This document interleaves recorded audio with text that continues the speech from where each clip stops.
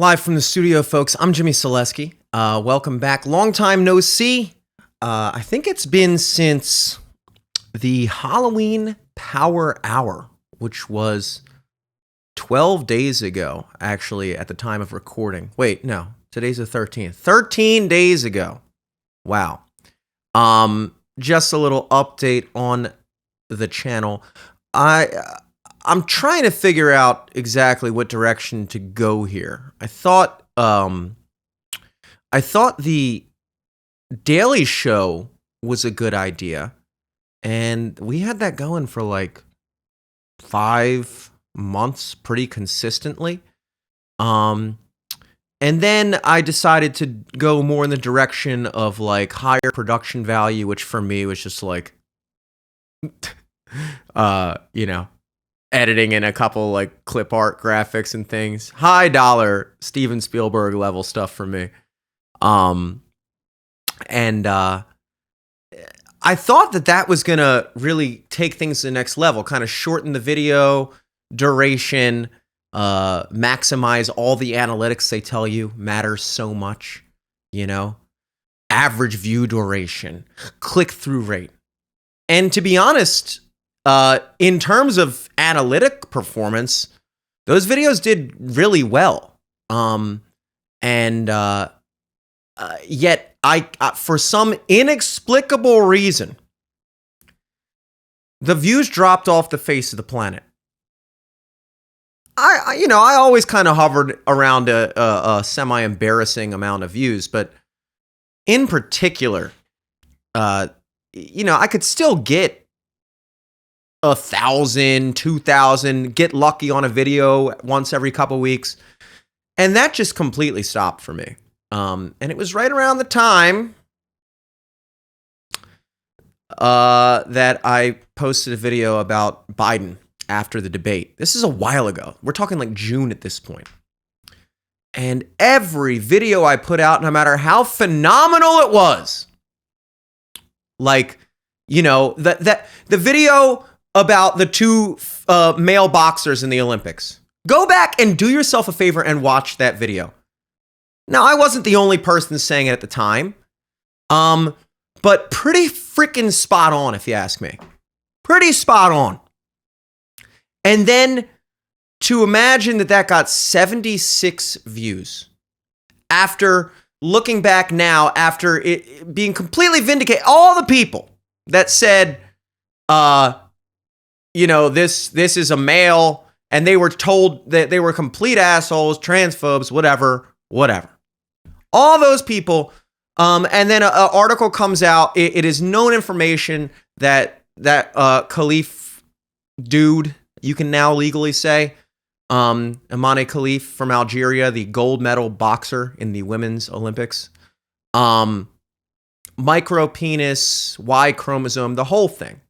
Obviously, some form of, difference in sexual development. Obviously, exactly what we speculated. This was all off limits to discuss a few months ago when it actually mattered, because you're not going to hear about that ever again, by the way.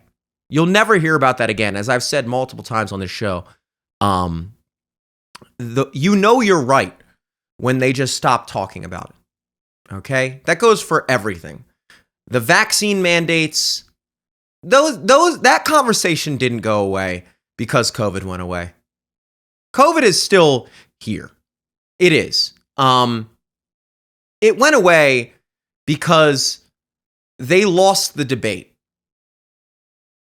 It went away because it went to the Supreme Court, and the Supreme Court shut down an obviously unconstitutional attempt at mandating the vaccine to every single employee in the country using OSHA, whatever that means. I'm just saying words I've heard at this point. I know OSHA is a thing, but I'm not going to pretend I know the freaking acronym, what it stands for.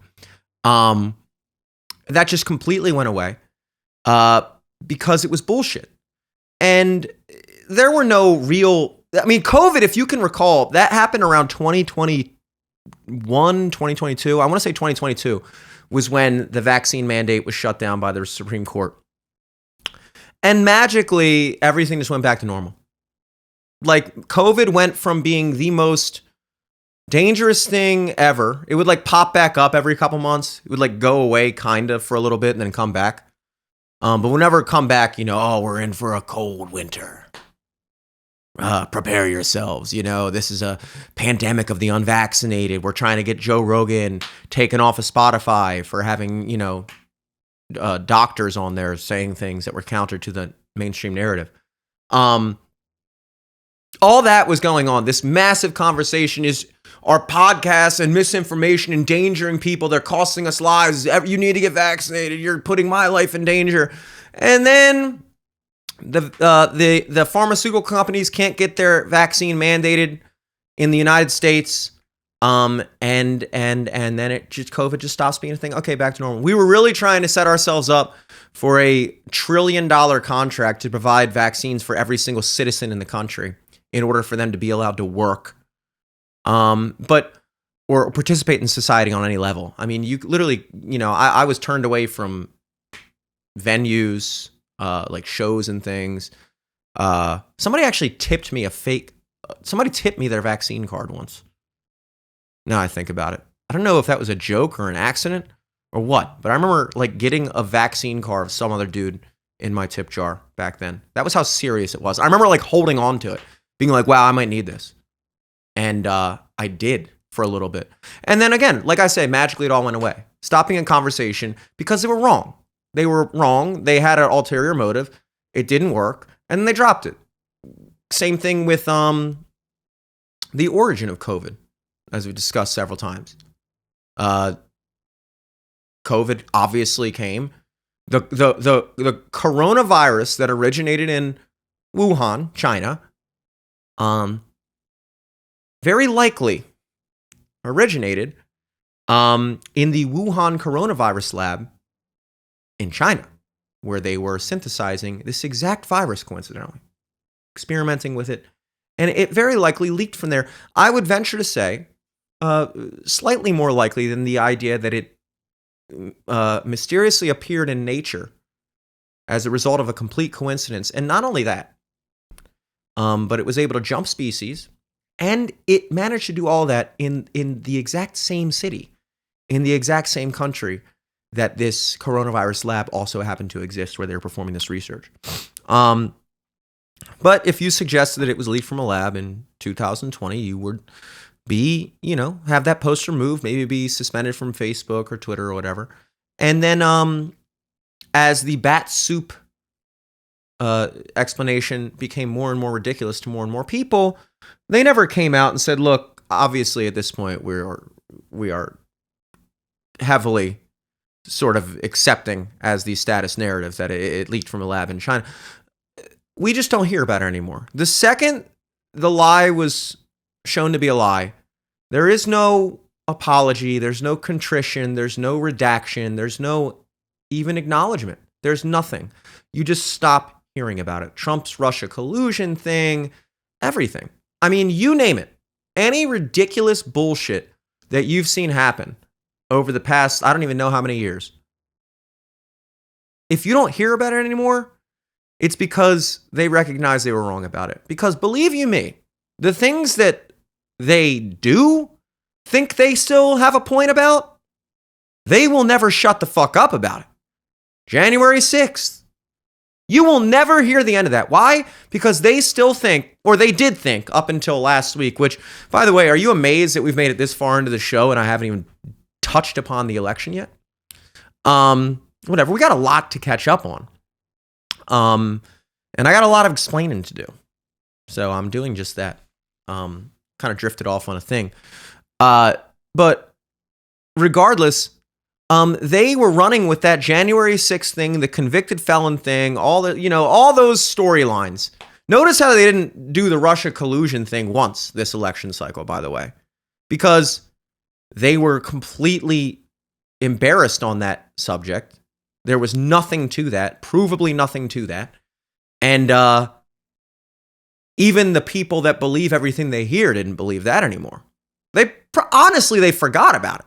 Because the average, NPC, as they're called, non-playable characters, drones, mindless bots, that subscribe to whatever they're told.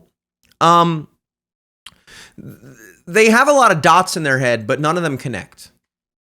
So the dot of the Russia collusion thing existed in every single NPC's head for like 4 years throughout the entirety of Trump's presidency, which I might add,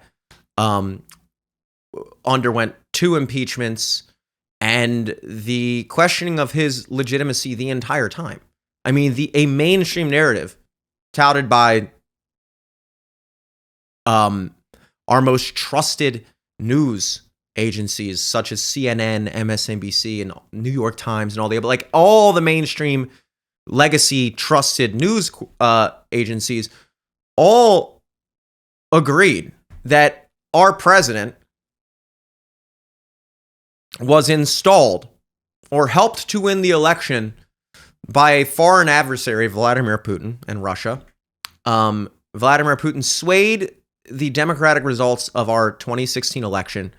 And not only that, not only was Trump put into office by Putin essentially, but he was in on it. He was in on it. See, Trump actually worked with Vladimir Putin in one way or another to become a Manchurian candidate, puppet president, acting on the behalf of Russia. And that was like the mainstream narrative throughout the entirety of his first term. And that, of course, was in no way election denial or questioning democracy or a danger to democracy. That was simply the truth, right? And then once it became not the truth, it became not a thing. It never becomes not the truth. It just becomes not a thing. See, that's I guess what I'm getting at here. What happens is the lies that they tell you, the truths that they tell you, never become lies.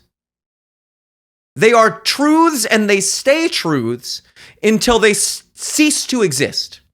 And then they are just something that used to be a truth, but now no longer is a truth. Oh, is it no longer a truth because it's a lie? No. It's not untrue.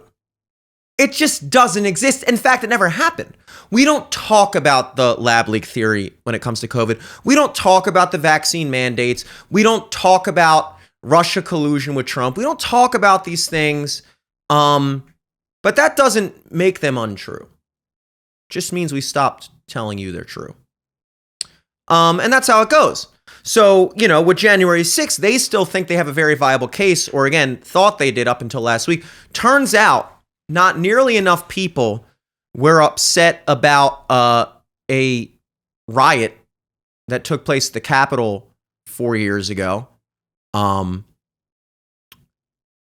the 2020 election. Not nearly enough people were upset about that enough, that combined with abortion. Those two things were not enough to sway the election out of the hands of Donald Trump. And that brings us to now. Finally, we are here. You may have noticed, by the way, that this is much more freeform than any of the other solo shows I've done in the past few months. And that is because I genuinely think this is a more natural forum, a more natural format, I should say, for me. I think the heavy editing that I was doing and the and you might even notice I'm kind of drifting back and forth between breaking the fourth wall and going back. And there's still a thing in my mind that is apprehensive and wants to cut this part out. But the reality is, wasn't seeing any success when I was cutting out all the superfluous banter. I think it actually, if you ask me, I think it kind of sterilized the content a little bit. I think it's important to have a track. I think it's important to have a central focus on an episode. Maybe not on a long form podcast, though. Maybe touching on separate topics, multiple different topics on every, individual long form episode is fine. That's what a podcast is about. It doesn't have to be 40 minutes on one topic. And then maybe you can clip it up, segments, novel ideas, all stuff I was doing last year and then completely changed course. But regardless, anyway, we're talking about the election. The Democrats had to run on something. Much to their chagrin, because their ideal scenario was to run on nothing. Because even the "we're not Trump" thing wasn't working. That was the Democrats' playbook for like the past 10 years, basically, is "we're not Trump." Whether it was Hillary Clinton or whether it was Joe Biden or whether it was Kamala Harris, the one thing they all had in common was that they all just so happened to not be Trump. And that was the Democrat platform. But see, what happened was that stopped being enough, because Trump has steadily, over the past few months especially, and I think the breaking point really was the assassination attempt. When he was shot at that rally, which, remember that happened, by the way? Remember how 60-something days ago, we were told that there was an investigation that was underway within the Secret Service and by the FBI. And 60 days sounded like a long time. Even Alexandria Ocasio-Cortez, or Sandy Ocasio, as they called her up until 5 years ago, even she impressed me at that hearing, the questioning of Kimberly Cheadle, at the time, the head of the Secret Service, saying, you're deflecting all these answers to the FBI. And then, of course, they had a hearing with the FBI lead investigator or whatever his position was, and then he deflected all the answers to Secret Service. So we got basically no answers. Even the answers that they did have, even the answers that were literally already publicly known at the time, they refused to give us in the hearings. And AOC was one of the many people that said, we're sitting here being told that we'll have access to this information in 60 days. And I haven't checked my calendar recently, but I'm pretty sure July 13th. I remember that day. It was July 13th. July 13th was the day of the assassination attempt. The Secret Service hearing was, I think, within a week of that, if not two.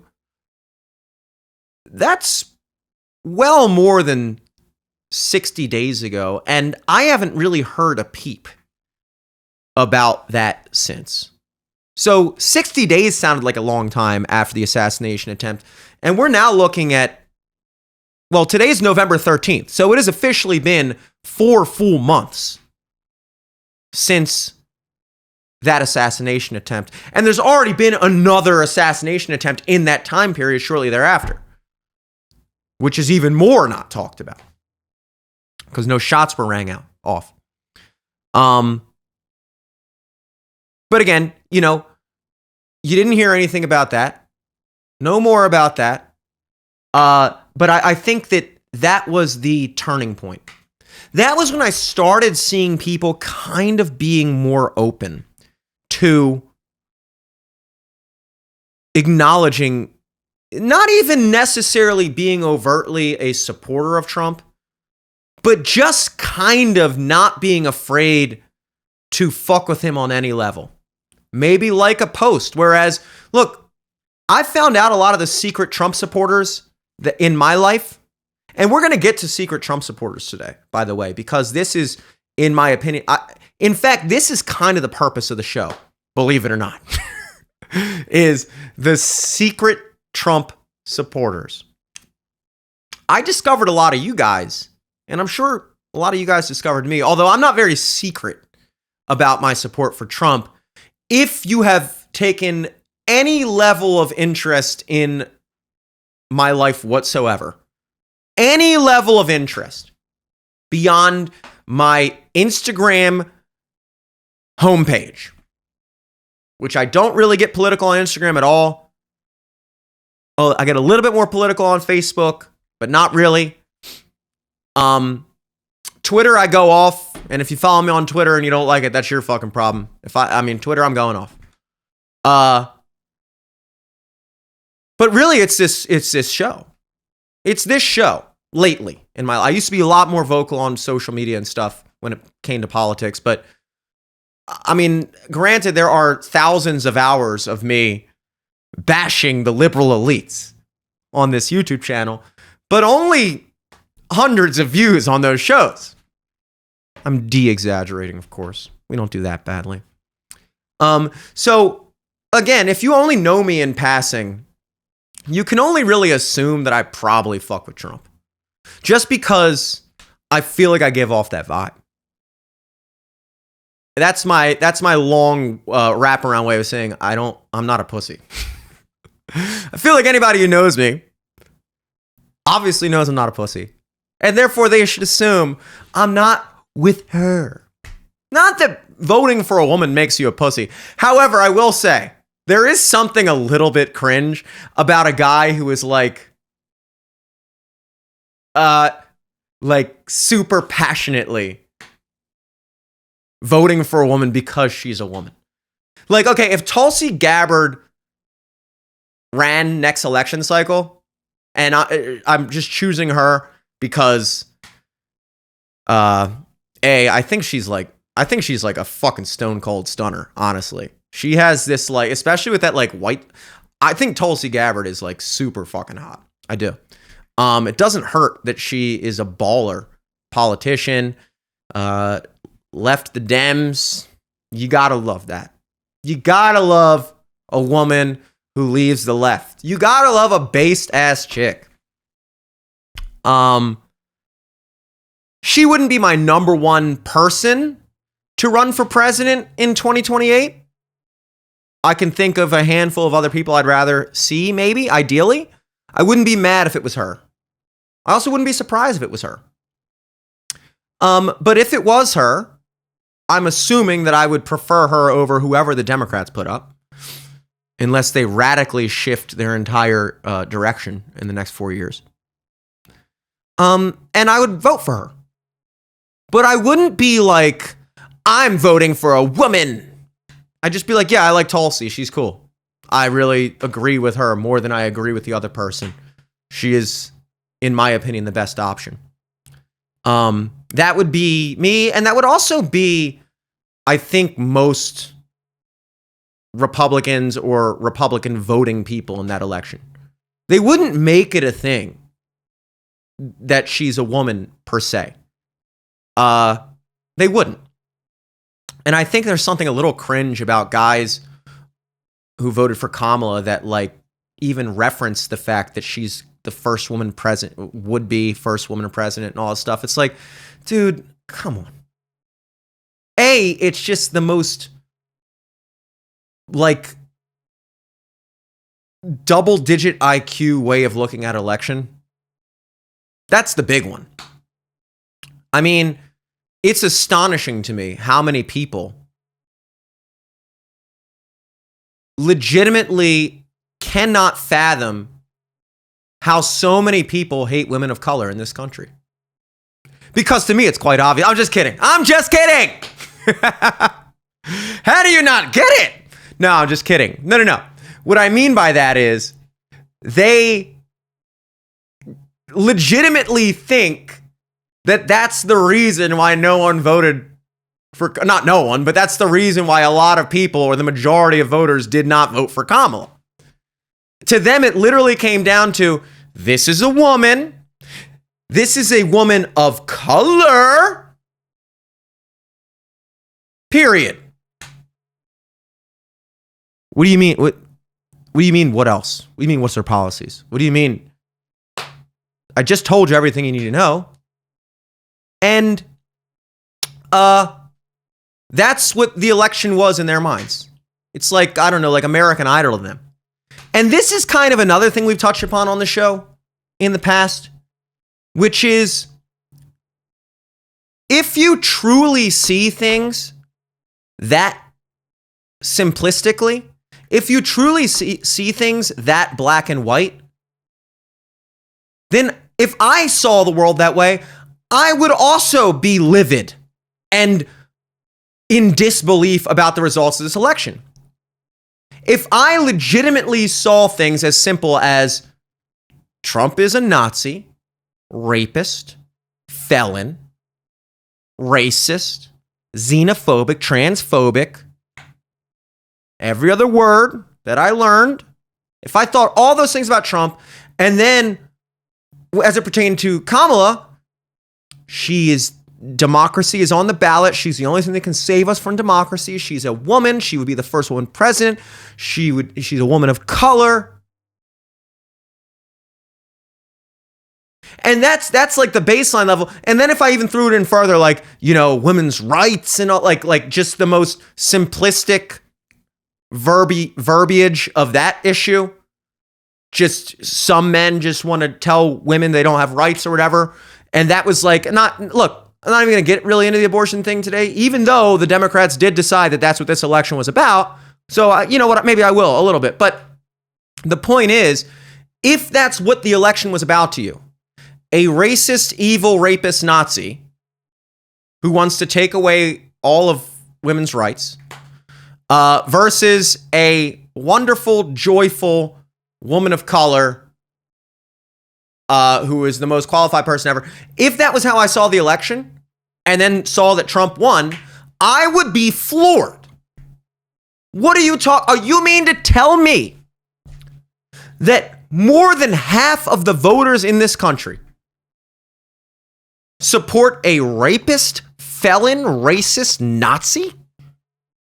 More than half of the voters in this country don't want women to have any rights?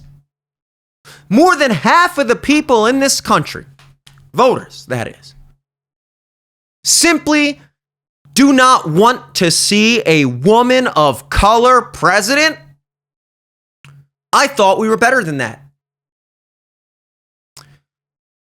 If that's the way you see the election, if that is all you've surmised over the past however long this conversation has been going on, then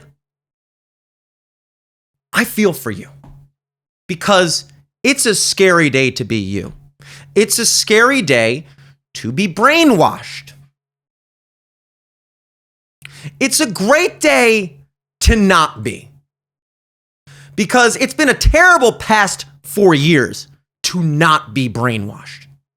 In fact, the past 4 years,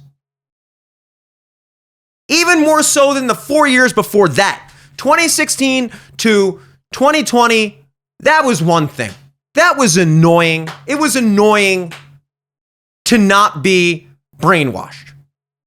It was annoying being called a Nazi and a racist and whatever. Not just Trump, but every person who supported him or didn't overtly hate him. That was annoying for those 4 years. But I tell you what, 2020 to 2024 has been absolutely probably one of the worst 4 years on record. Easily in my lifetime, probably in most people currently alive's lifetime. Worst 4 years on record to not be brainwashed.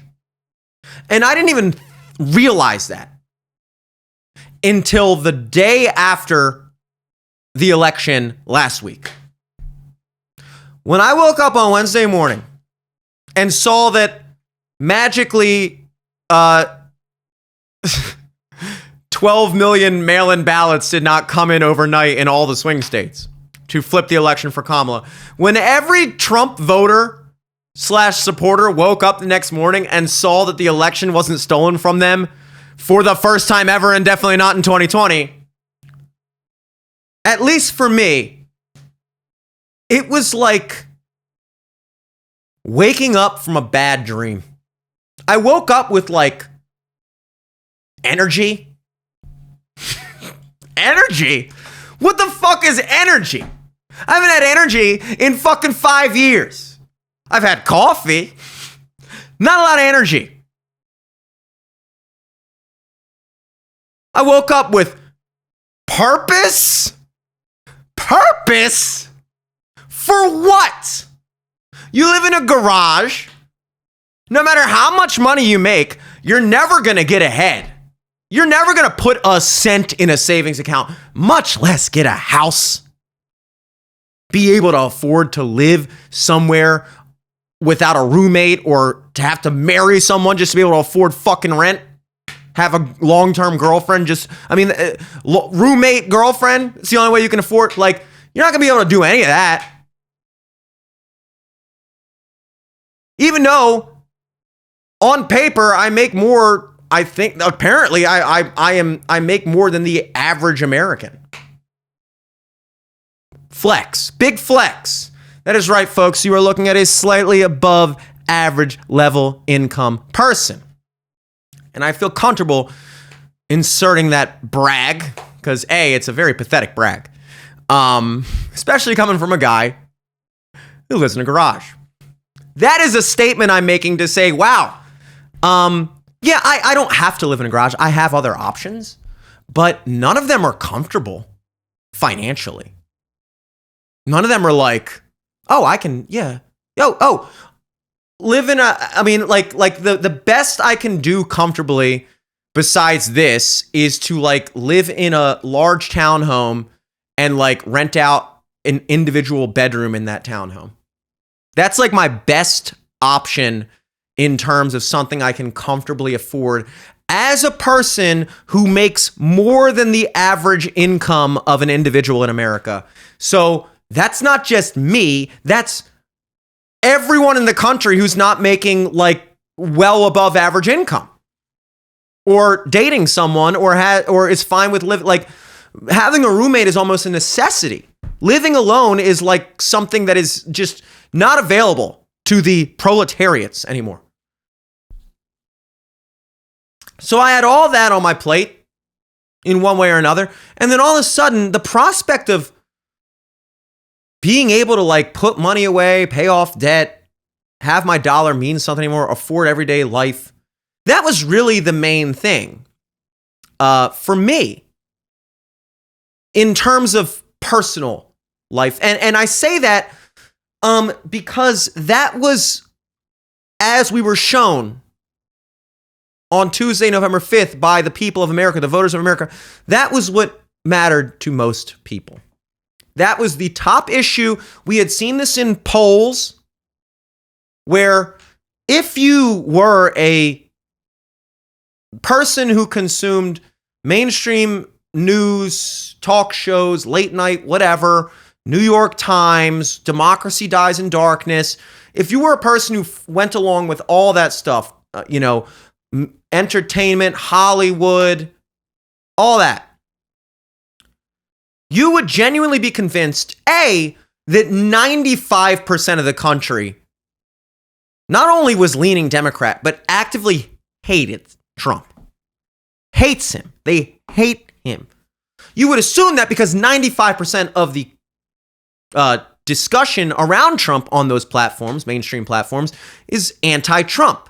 And not just slightly anti-Trump. No, to like apocalyptically against Trump. So you would assume, well, if this is 95% of the content and opinions I see when I turn on my television or go online, then I would imagine that this is probably the vast majority of people think this way. And so probably to the vast majority of people, not only is the most important issue the fact that we don't get this evil, proven rapist, felon, Nazi, xenophobe, Hitler guy into office again, because he'll never relinquish his power and he'll become a dictator and whatever.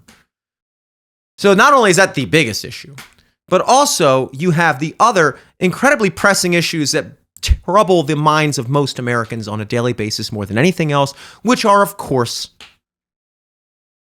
abortion, climate change, Ukraine, Israel, Palestine. And I'm not knocking any of those things individually as non-issues. I'm not saying abortion and that discussion is not important and or a thing and or a concern to a lot of people.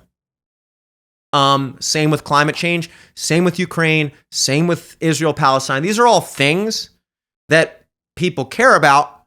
But it turns out that when you actually asked people, hey, what do you consider the most important thing for this election cycle? And my favorite poll, I can't remember which site it was, or, I think it came out in like April or May or something.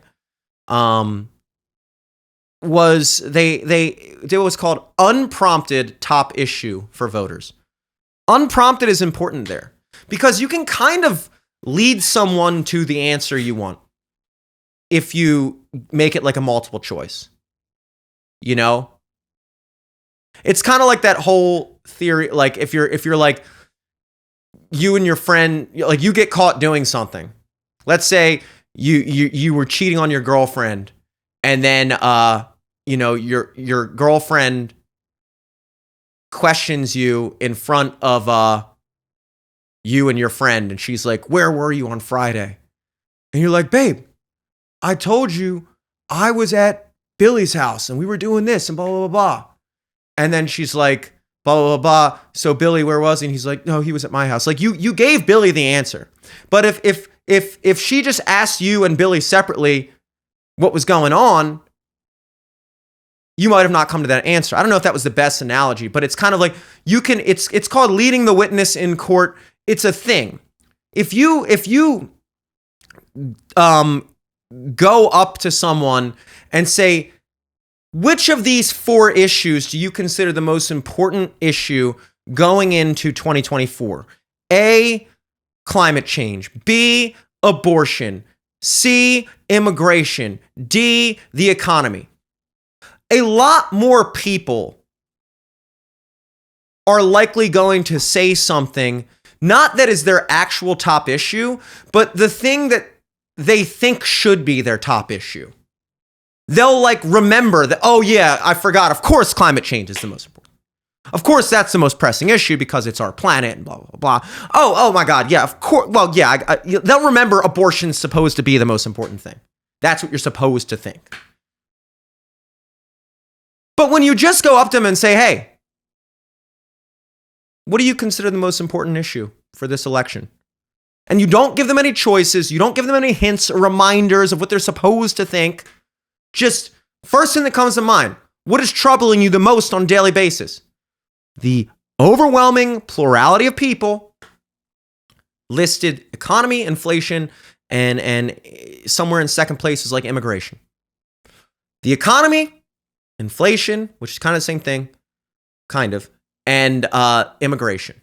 And way down at the bottom of the list, in the single digits of percentile, in the single digits of people, did they list abortion, climate change, foreign wars, race relations, whatever else the Democrats speak to on a constant basis? All those things that, again, if you watched mainstream media, you would assume are the only things. But all those things pale in comparison in importance to the average American compared to immigration, inflation, the economy. Things that affect people's everyday life. Inflation, the economy, most notably. Crime was up there, higher than all those other things. And what you notice is, okay, those sound like all the things Trump was talking about. Trump spent a lot of time talking about the economy, inflation, immigration, crime, all that. I mean, when I say those 4 things, I just gave you Trump's campaign. And it turns out, when you spend your entire campaign touching upon the issues that matter to the people the most, you win elections. And this is something that the Democrats had to discover the hard way. Because what they discovered last election, 2020, was that if you simply censor all opposition to your agenda and narrative, and then mix in, a slight little dash of, tens of millions of mail-in ballots that violate state election codes and constitutions across the country, unprecedented levels of untraceable, lack of chain of command, missing ballot images from vote counting machines, unverifiable, yet technically on paper uncertifiable election results in most of these states that all mostly happen to be the swing states. Of course, these swing states had the most problems, coincidentally. If you mix that in, and then a little bit of, salt and pepper, and you got yourself an election. You got yourself a W in 2020. All it took was, 20 million more votes or 10 million more votes than any other election in U.S. history. That's all it took. We'll talk about that maybe later too. That's just another kind of, the point is,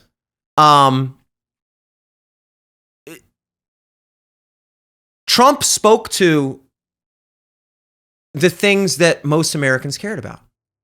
And it was vindicating to wake up on Wednesday morning and realize that, oh, wow, I'm not the only person struggling. I'm not the only person feeling worse off than I did 4 years ago. I'm not the only person who is kind of in survival mode. That term really stuck out to me this year. Survival mode. Treading water. It's a very hopeless feeling. It's a hopeless feeling because it's a definition of hopelessness, which is the feeling of just keeping your head above water. Because if all you can do is just keep your head above water, the very next question that pops into your mind logically, not too far down the road, if all you can do is keep your head above water, the very next question that will, seep into your mind is, why? Why bother? What's the point? Why am I keeping my head above water? I'm never going to make it to shore. I'm never going to get out of this situation. I'm just going to continue to exhaust myself trying to stay in the same spot, getting nowhere, going nowhere. And therein lies the hopelessness. You don't have a future to look forward to. All you have is making it by every day. And I know that sounds dramatic, and I know that that's not everybody, but on some level, everybody, barring a very select few people in this country, are in some degree of that on some level. If you're a very wealthy person, it doesn't make or break you. But even you probably have had to cut back on a few things or, a little bit less money in your pocket, whatever it may be. But if you're one of the other majority of the country who make below average or even slightly above average income, this was the difference between having disposable income and not having disposable income. This is the difference between being able to put money away, being able to do things you want to do besides pay for just your living expenses. This was that difference. And that is a huge difference.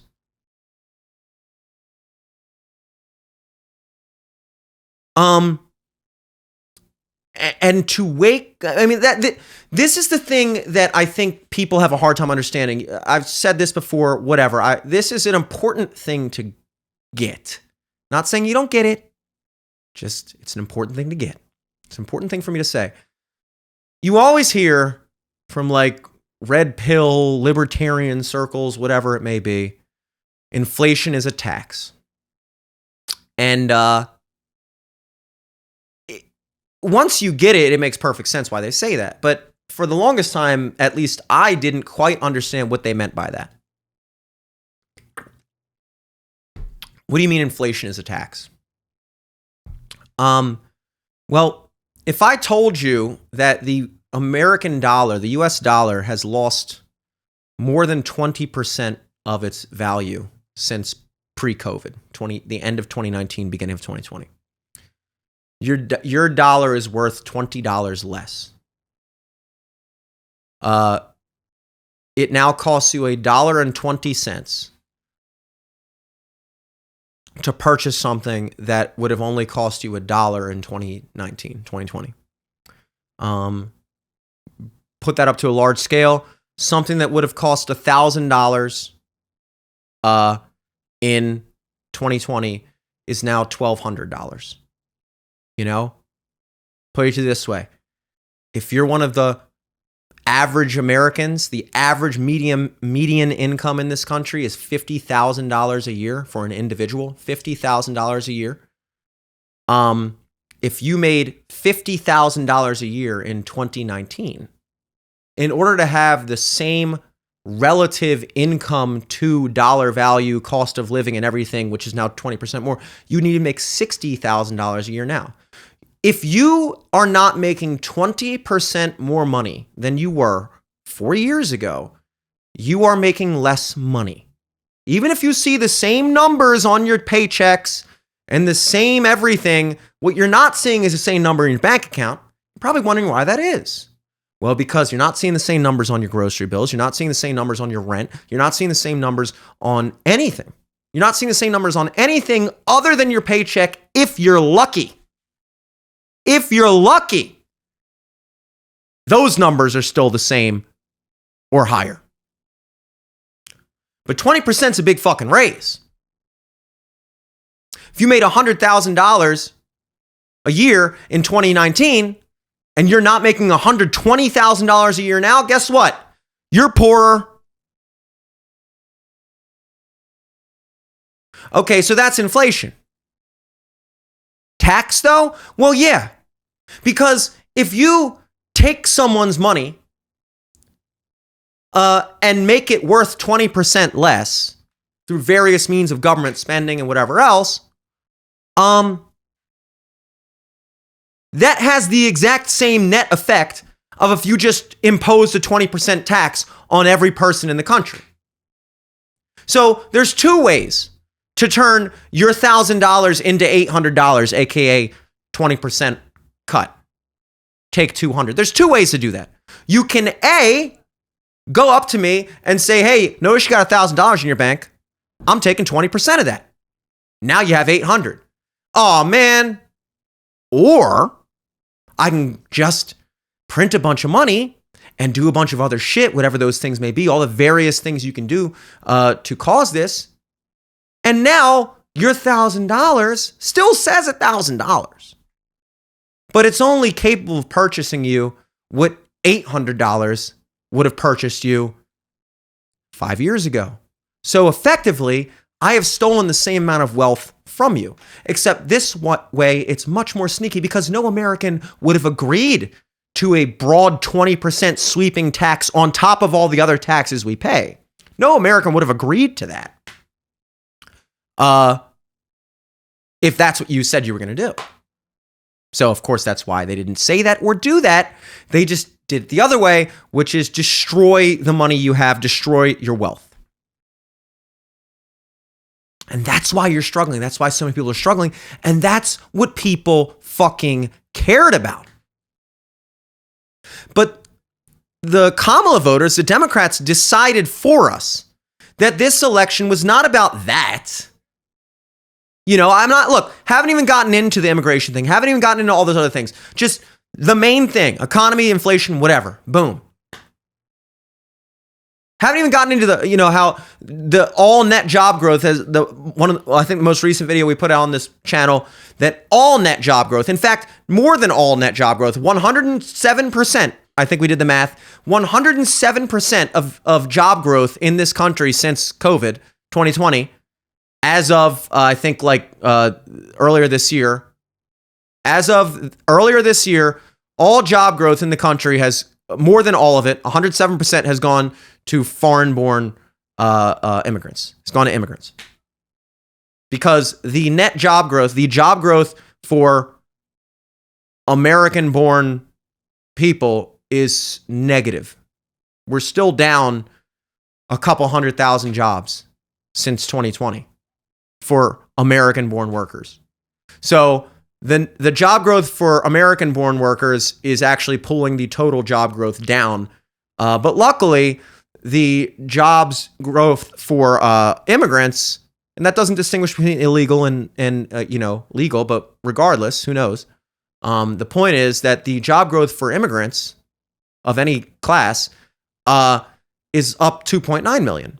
So that puts us at, if you have negative 200,000 for Americans and positive 2.9 million for immigrants, then that puts you at a nice, clean, comfy 2.7 million in job growth since 2020, as of whenever this statistic was. And that all you hear is, oh, wow, 2.7 million more jobs since COVID, or as Corinne Jean-Pierre would tell you, 10 billion jobs. Of course, 10 million of that 10 million was from, jobs we all lost in COVID, and any surplus we have after that, after the jobs that we took away from you that some of you got back, and then, 2.9 million more to immigrants while Americans are still less. That's another issue. That all falls into one thing, of course. But the Democrats decided that it was about abortion and women's rights and a woman of color. And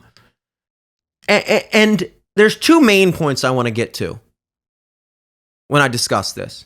The first point is, you don't get to decide what an election is about.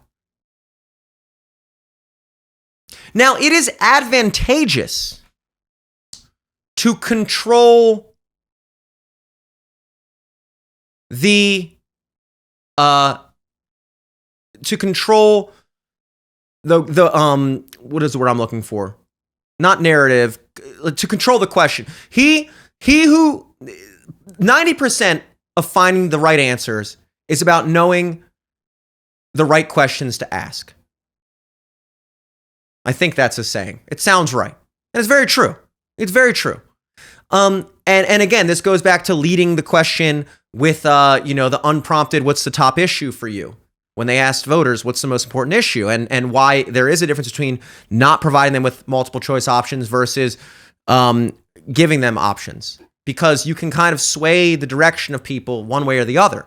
There was a study on Google, or a study conducted about Google or whatever, that showed that you could massively sway undecided voters, which I'm still on the fence how many undecided people there are on the planet. But regardless, this study showed that you could massively sway with 90%, something like that, some crazy amount you could sway the undecided people just based off of what the top results are when you type something in on Google. If the top results on a search engine when somebody types in something about Trump are all negative and that person's not already committed to Trump, with 90% likelihood they can be swayed against him just based off of what information is pushed to the top.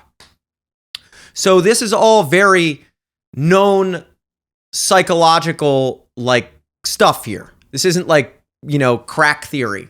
This is okay, if they are able to control the narrative, then they are able to, if they can control what this election is about, then that's their chance of winning. If they make it about, making everyday Americans' lives better and easier, more comfortable, where it should be, if they make it about that, they're going to lose because they're not speaking to any of that. Kamala is already in office as we speak. She actually currently the vice president. And that's something else I have to say, because we always do a little, weekly, monthly reminder that Joe Biden is currently the president, which is also true. Joe Biden is currently the president, but also remember, Kamala Harris is currently the vice president. I know she lost the election last week. She's not going to be president, thank Christ, but she is the current vice president right now. And any of the things that she was discussing doing during this campaign, she in theory could still do, or at least attempt to do. Isn't that a crazy thought? See, because of this election and the fact that Trump is the president-elect, we are all sitting here oh, okay, Kamala's out of the picture. Joe Biden's out of the picture. As far as most Americans are concerned, Trump is the current president. As far as the rest of the world is concerned, they agree. Ukraine's already in peace negotiations, and Hamas is listening up now, and we're creating new departments. Day one of the Trump administration is gonna be fucking sick. It's gonna be lit. It's gonna be lit. January 20 whatever is gonna be lit. And we all kind of forgot that, oh, wow, like, oh, you were really looking forward to Kamala introducing these policies if she was elected president, but now she's not going to be elected president, so now you're fucked. Well, guess what? I got good news. She could do it right now.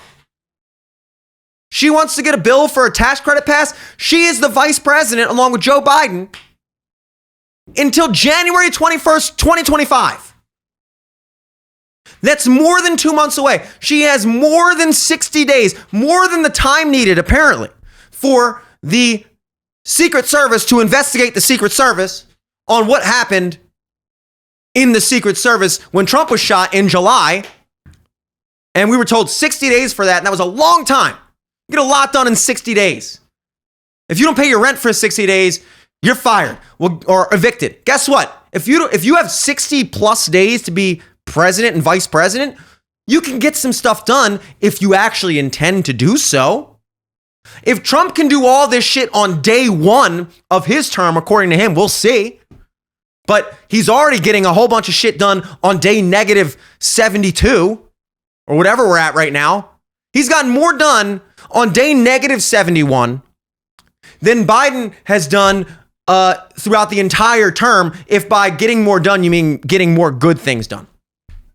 Because most of the good shit Biden did that people bring up, the insulin cap and the border bill, cutting down on border crossings over the past few months, all that shit, job growth. The common theme with that is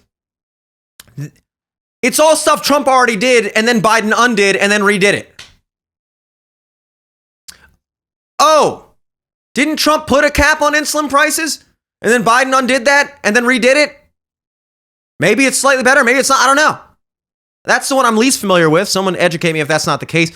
But I've heard that that's the case. I didn't really pay too much attention to that. I do happen to know for a fact that we've had record highs in border crossings over his term, Biden's term, 3 million a year. And that's a generous estimate. That's a conservative estimate. That's a very kind estimate on behalf of the Biden administration, because it's probably way more than 12 million people that have crossed over the past 4 years.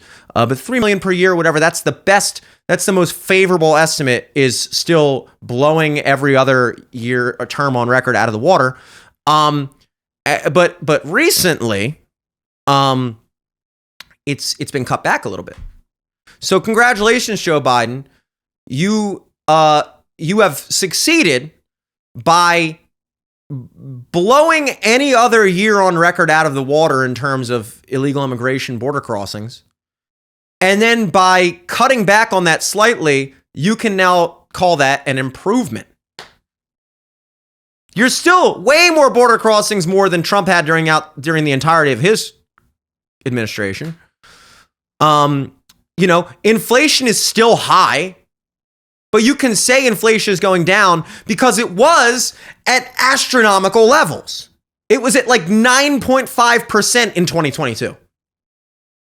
Almost 10% in 1 year. But now it's not all the way up there. It's still above where it should be, or where you'd want it to be, but it's not record-breakingly high, so therefore that's an improvement. Americans lost 10 million jobs, and then Democrats pushed to keep those places closed and children out of schools, and for way longer than the 2 weeks that Trump and the Republicans wanted, or whatever it was. Well, 2 weeks turned into 2 years of shutdowns and masking and vaccine mandates and all that shit. And then when those people finally got their jobs back, aka they got back to almost back to where they started, you get to claim that as 10 million jobs, job growth for you. So all the accomplishments under the Biden administration are really just things that he undid from Trump and then redid, slightly worse. And that's his claims to fame. But again, Kamala could do these things right now. She has actual authority she has a position in the United States government at this very moment. Trump doesn't.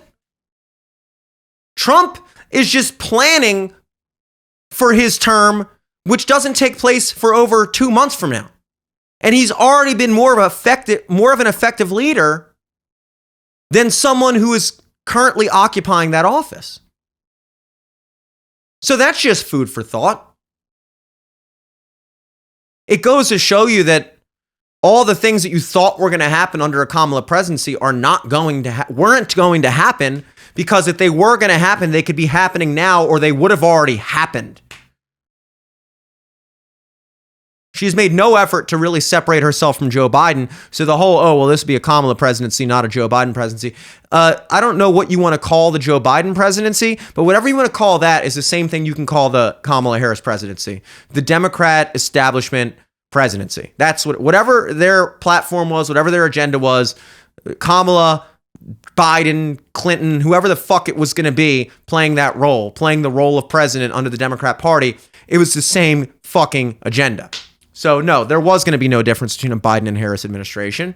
So what you see is what you get from Biden. If you want 4 more years of that, go ahead, knock yourself out and vote for Kamala. As we see, a lot of people didn't, and a lot more people voted for Trump. Why? Because again, you cannot decide what this election is about. Just because abortion is arguably the Democrats' only winning issue at this point, that is their only winning issue. That is the only issue where probably the majority of Americans agree, or not necessarily agree with the Democrats, because their position on abortion is fairly radical in many cases. You know, the no restrictions whatsoever in a bunch of states, including my home state, Maryland. That's ridiculous. You need some restrictions. You cannot have unbridled abortion for babies at any term during the pregnancy. That's insane. You also very arguably, according to many people, according to the majority of people, I think, should have some window, and that window should probably be more than just 6 weeks, if at all. And I think if you ask the average American, they probably lean more in the direction of the Democrats than the Republicans, at least on an establishment level, when it comes to abortion. Now, even Trump himself is fairly generous on abortion. He thinks 6 weeks is too short of a time. He believes in the exceptions. He's not a staunch anti-abortion guy, and very likely he probably, I don't know, I'm going to imagine he would not sign if in this hypothetical world where Republicans in Congress decided to get together and somehow manage to pass a 6-week abortion ban throughout the country on a federal level. I'm not even convinced. They somehow managed to get through the Senate and the House.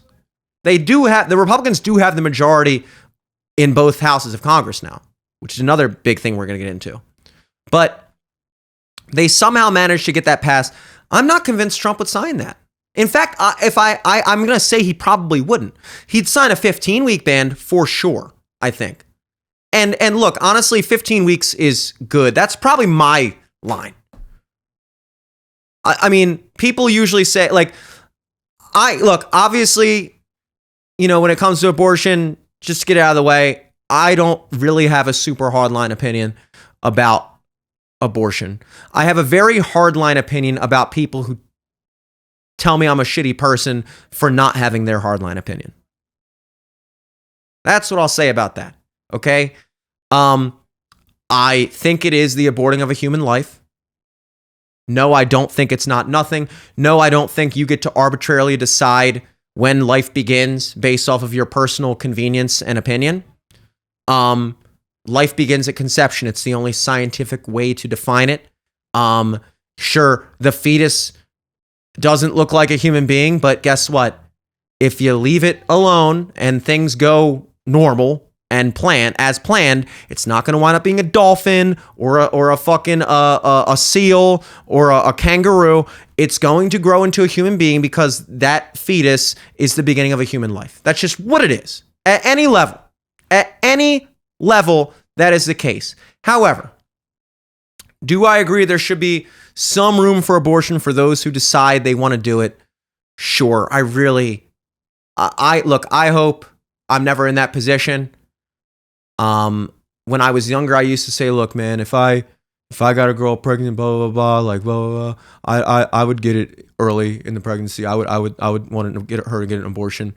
I used to say that. Now at this point in my life, I don't think so. No, I think at my age, the fact that having a kid right now terrifies me.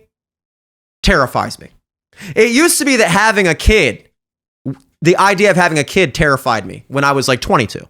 Now that I'm 32, the fact that having a kid is terrifying to me, that is terrifying to me, because it shouldn't be terrifying to a 32-year-old to have a kid. You should be in the process of that. And I say that in jest because it doesn't terrify me. And maybe that's the reason why I've kind of tightened up on abortion, because you know what? If at this point that were to happen unexpectedly to me, I would push to have the kid, because you know what? I'm a fucking grown ass man. I'm old enough to be a father. And if this is what God has in mind for me, this is what I'll do, you know? And I'm not going to fucking support aborting a human life, my own child, because at the age of 32, the prospect of having a child is just way too inconvenient for me. That is embarrassing. Okay. So I don't know how my opinions and my personal experiences have changed to make me less lenient on abortion, but I'll still grant it to it. Look, because at the end of the day, it's not a huge issue to me. It's not a huge issue. But you know, on the off chance that the Republicans and managed to get this passed through the House, Senate, and the representatives, I don't think Trump would sign a 6-week ban. I also don't even think it has a chance of passing regardless of the Senate majority and House majority. There's only a handful of states. In fact, I wrote it down on a piece of paper. I'm not going to be able to find the page, but I was looking into this the other day. There's only a handful of states, like maybe 13 or 14, I mean, more than you would think. I'm not going to lie. There's more states than I thought that have almost complete bans on abortion since the repeal of Roe versus Wade, which is just another thing to clarify. I hate feeling like I'm talking down or being patronizing people when I explain these things, but I also don't want to assume that every single person knows every single thing about every single thing, because I certainly don't. So, you know, a lot of times you just assume people know stuff that maybe you clarify some things up. All the status of abortion laws in this country as we stand today is it's a state's right. Every state gets to decide for themselves what their abortion laws are within that state. It's that simple. No, nothing more to it than that. They didn't tell states they can't make their abortion laws one way or the other. In fact, it's just the opposite. Roe versus Wade was a debatably and heavily argued to be terrible Supreme Court decision that told the states that they couldn't enforce their own or create their own laws regarding abortion. That was repealed in 2022 and has been repealed. Mind you, 2022 is only halfway through the Biden administration. So they've had 2 years of knowing that Roe versus Wade has been, you know, repealed or overturned or whatever the word is. And to my knowledge, they haven't done anything significant about trying to codify it into law. They've had 50 years to do it. I mean, Roe versus Wade is from the 70s. They've had over 50 years or something like that to actually codify in law, in United States law through Congress, some type of restrictions around abortion one way or the other. They haven't done it. And they especially haven't done it in the past 2 years since Roe versus Wade was overturned. And all that did was exactly what Trump and many other people wanted them to do, which was just, look, we're not going to have California tell Alabama what their abortion law should be, and we're not going to have Alabama tell California what their abortion law should be. If you live in a state, the people of that state will determine through representative democracy, the same system that every state operates under, what their abortion laws are. And every state's abortion laws will, to the best of their ability, represent the will of the people within that state. And if you live in another state and you disagree with some other state's way of handling it, then guess what? You've now experienced actual democracy. This is actual democracy. Believe it or not, people in Texas do not think the same way, do not have the same values as people in California or, Vermont or whatever. They don't. I know that's a crazy thought, but it's true. This is a big fucking country. You drive 5 hours in any direction in Europe, you got people speaking an entirely different language. You drive 5 hours in any direction in America, you might be in a different state. We take for granted how vast of a country this is and how, wild of an idea it is that we should all agree with each other on everything as a country.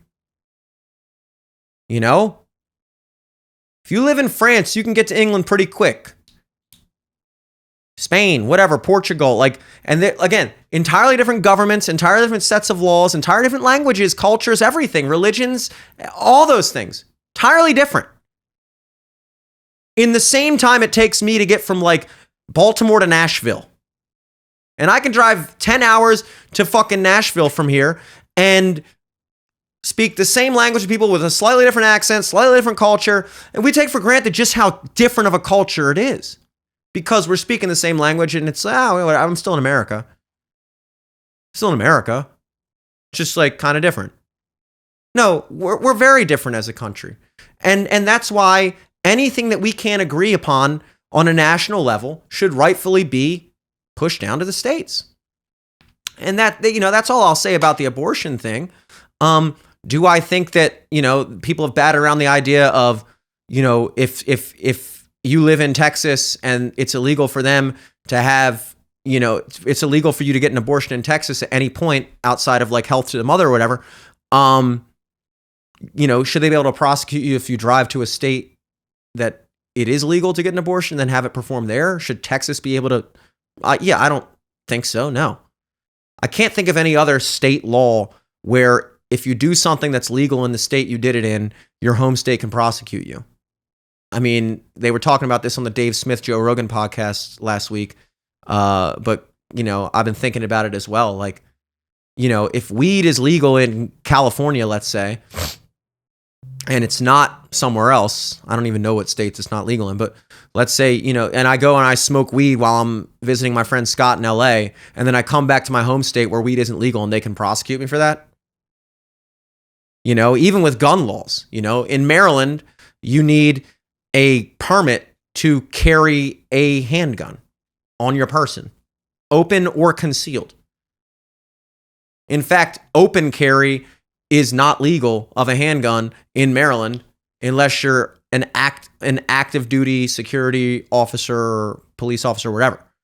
Outside of that, you have to conceal carry. And in order to carry your firearm, you have to have a permit, which requires, 25 hours of classes and, a test and all this other shit. And then an application process. It takes months.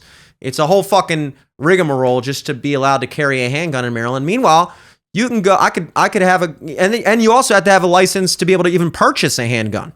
It's a whole other thing, which requires hours of classes and things. So just to be able to exercise your Second Amendment constitutional right of bearing arms in any, actual applicable way, you have to go through this whole all these hoops.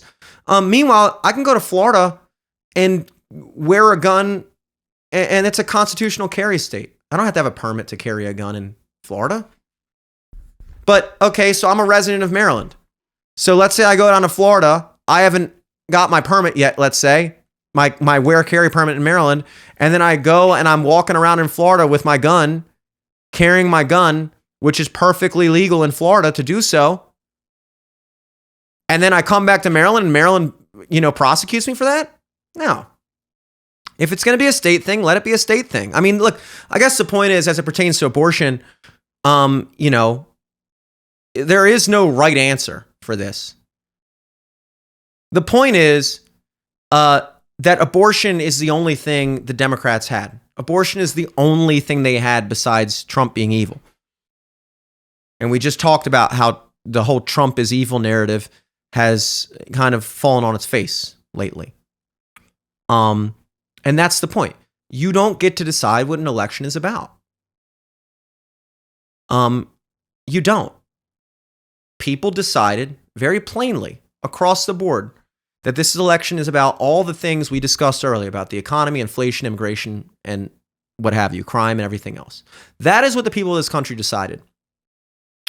And the second part of that is not only did you not get to decide what the election is about, you don't get to decide that the election is about abortion and, keeping a dictator out of office. You don't get to decide that. And then when you lose, determine that, okay, so we decided this election was about women's rights and keeping a dictator out of office, and you still voted for him. So that means you decided that you don't care about abortion and the fact that he's a dictator. You don't care about women not having rights. No, it's like, no, or we decided that this election wasn't about keeping a dictator out of office that is going to take away women's rights, because we don't believe that that's the case. We disagree with your premise. You don't get to tell us the question and then therefore determine the answer. That wasn't what this is about. And yet they still sit there after the fact in complete disbelief because they're still holding on to the idea that that's what it was about. And they can't believe it, just like I started out this whole show saying, they can't believe what they're seeing or what just happened because they have no fucking clue what's going on. They're completely out of touch with what this is actually about. And the second part, and this is the most important part, because we talked about secret Trump supporters earlier and, how it's become noticeably less and less taboo to kind of publicly sympathize with him on any level, even if it's something as small as just like liking a post of his, knowing that some of your other friends might see it. That, like I was saying earlier, I don't know if I got around to it, but that's how I discovered a lot of people I follow on Instagram, at least. I would see a post from Trump and then see in the likes somebody I knew. Like, oh, that guy's, I've noticed he's like 4 or 5 in the past couple of weeks. He obviously fucks with Trump. I'd never know it. He'd never say it. I'd never say it. The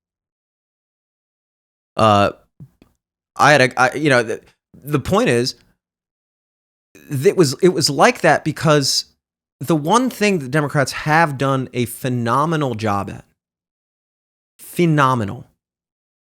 is controlling the narrative.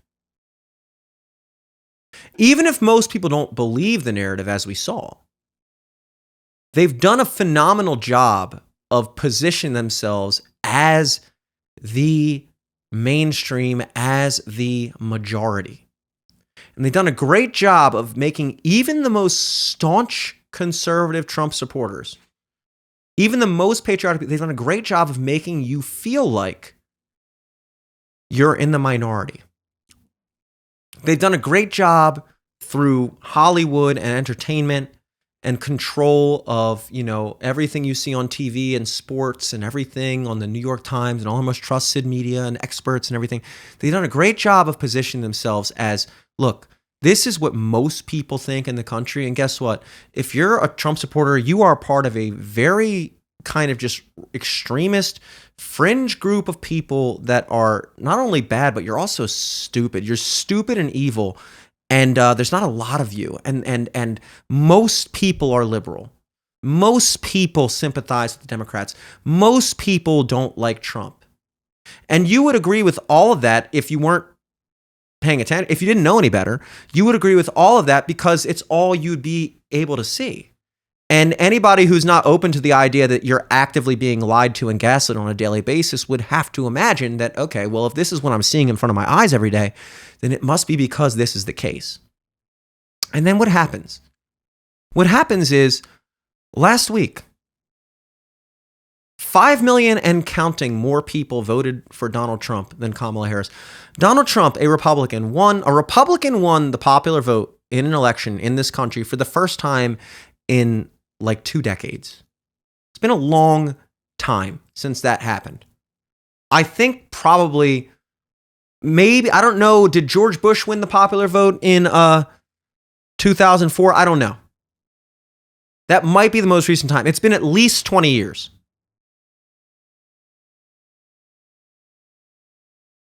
Certainly the first time since I've been following politics. It's not a very common thing. And I think a lot of people, including myself, had kind of assumed going into this that Republicans would probably never win a popular vote ever again. And the only thing even keeping Republicans and conservatives in the race at all was the Electoral College. And it turns out that that's not the case. For the first time since I've been involved in politics, the accepted truth that liberals are the majority, Democrats are the majority, and the conservatives, the right wing, are the counterculture. They're the people that are like not as represented. They're the people that are like kind of more on the fringes, whatever. For the first time since I've been paying attention to politics, that is not the case. This is something I want everyone to truly, and I hate the whole let that sink in, but at times it's appropriate to say, I really want you to let this, what I'm about to say, sink in. If you voted for Trump, if you sympathize with Trump, and you did not vote for Kamala, you did not sympathize with her agenda or lack thereof, you did not sympathize with Biden and all that shit that happened with him and the direction this country has been going. If all that is things you were against, and Trump and a different path or whatever is something that you were for, you are the majority. I'm going to say it again. You are the majority. That's a crazy thought. It's a crazy thought when 95% of everything you see and hear, when you open your eyes, is anti-Trump, telling you that you're a fringe, extremist, Nazi supporter, whatever, racist, all these things. And then you look at the actual numbers and go, wait a second. There are more people in this country that agree with me than don't. I mean, I'm going on my Instagram feed and every person I know, oh my God, how could you? How is this happening? Blah, blah, blah. And then it'll hit me. Oh my God, there's more of us than them.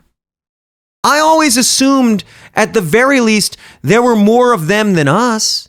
I always just assumed there were more liberal, progressive, Kamala Democrats.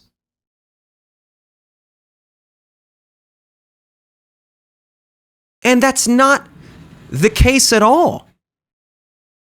That is the craziest realization of all. Because even after the fact, you're still bashful. I'm still bashful to even publicly on any real level, like, on Instagram, Facebook, my primary platforms, I'm still bashful about being overtly a Trump supporter. Let me tell you something. I never met a person who was an avid Kamala supporter who was bashful about that. Liberals will be the first one to tell you their political opinions, and they'll also be the first one to assume that you agree with them because in their minds, because they've completely bought into that whole idea of being the majority and everyone agrees with them all the time, and 95% of the coverage is anti-Trump because 95% of people are anti-Trump. They've completely bought into that more than we did. And even we bought into it, but they really bought into it. So if they know someone in their own personal life, they just naturally assume that they're probably they probably hate Trump, just like they do, because in their mind, a Trump supporter is some crazy Nazi KKK guy. And well, Jimmy, you're not a crazy Nazi KKK guy. So I feel perfectly comfortable talking about how much of a psycho Trump is and how much Trump supporters are stupid. And I feel perfectly fine talking to you about that at the bar. Because I just assume that you agree with me because my picture of Trump supporters is that, well, you couldn't possibly be one because you're, normal and not a terrible person. And of course, as we know, Trump supporters are weird and terrible people. So they have no problem. Every person who voted for Kamala has been, lighting up your fucking story feed on social media for the past week. But here's the funnier thought. Every person who hasn't been posting about the election for the past week agrees with you. And as easy as it is to recognize the bombardment of a lot of people in your feed losing their fucking minds, posting fucking suicide hotline shit. If you need to talk, I'll be leaving the country for a while. I'm deleting my social media. You know where to find me. There's a lot of that, and that's all you see because you don't see the people going like, hell yeah. Hell yeah. Oh, you voted? Me too. I voted. Not for the person you wanted me to, though, but democracy. And it turns out there's more of those people, objectively 5 million, 6 million more of them, than the ones that are whining in your fucking Instagram feed and Facebook and Twitter. But they're the only ones talking. Why? Because that narrative is so heavily ingrained in all of us, right, left, and center, that sympathizing with Trump is taboo. And they've maintained that, again, by positioning themselves as the majority and posing Trump supporters as the minority. And therefore, they intimidate you. They make you feel outnumbered. They make you feel bashful about expressing the fact that you don't fuck with them and you fuck with Trump. The worst imaginable thing. You are one of a million and nobody is on your side if that's what you think. Guess what? It's the complete opposite. And you see some people starting to come out and be open about it. You see Joe Rogan, who endorsed Trump literally the night before the election, which I respect. At first, I was like, no, you could have done that a little bit sooner. But I respect a person of his magnitude, knowing full well that, anytime you take a side politically as an entertainer, you alienate a large portion of your base, especially if you take a side that's right-leaning. Because one of the other common defining traits of the right versus the left is the right is used to their favorite band, their favorite actor, their favorite athlete, their favorite, everything, be disagreeing with them politically and actually actively thinking that their politics are horrible.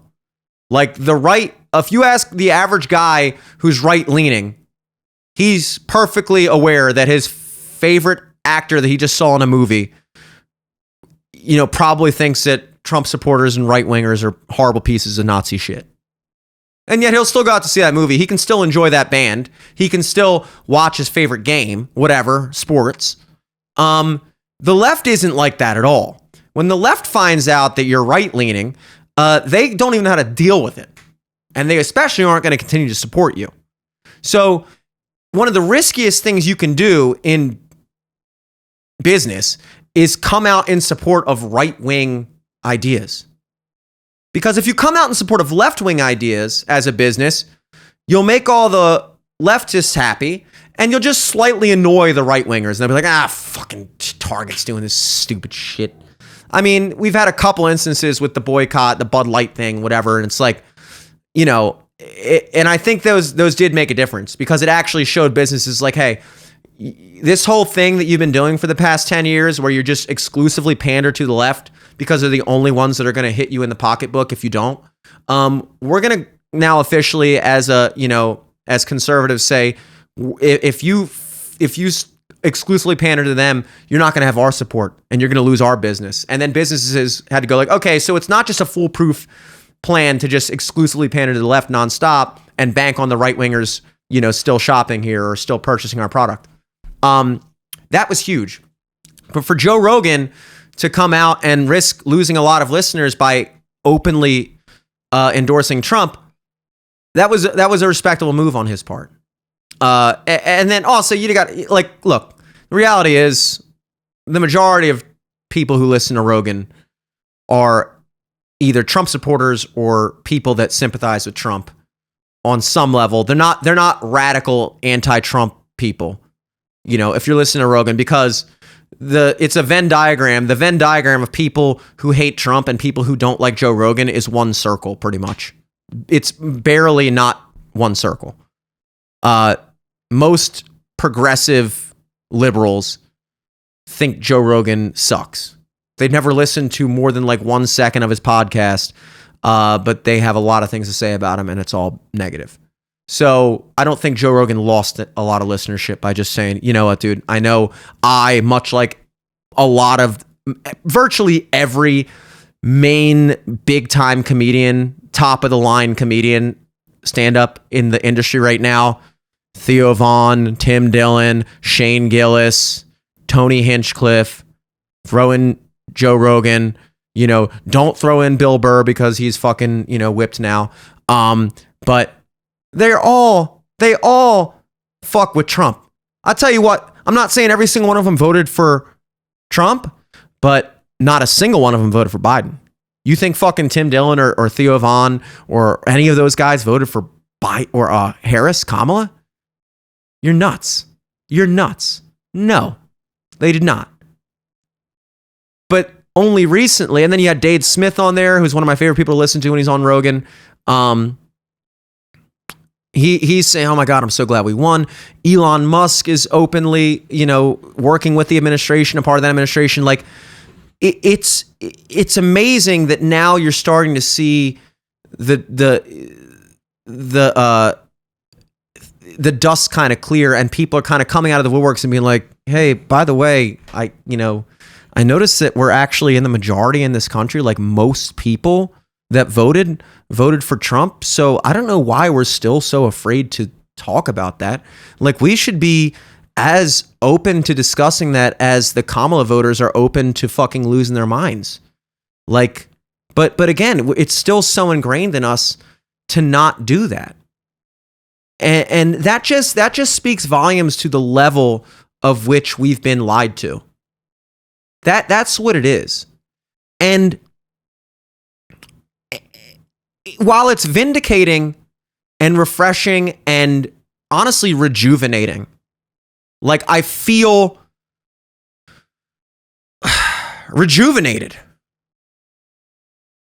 Like I got an extra 2 years of life or so. All these positive feelings swept and overcame me and so many other people I know for a fact. To know that not only is there hope for like an actual America First future and getting rid of all this fucking ideological bullshit that has destroyed our country for the past however many years. Fresh new ideas, actual fresh new ideas. Not only that,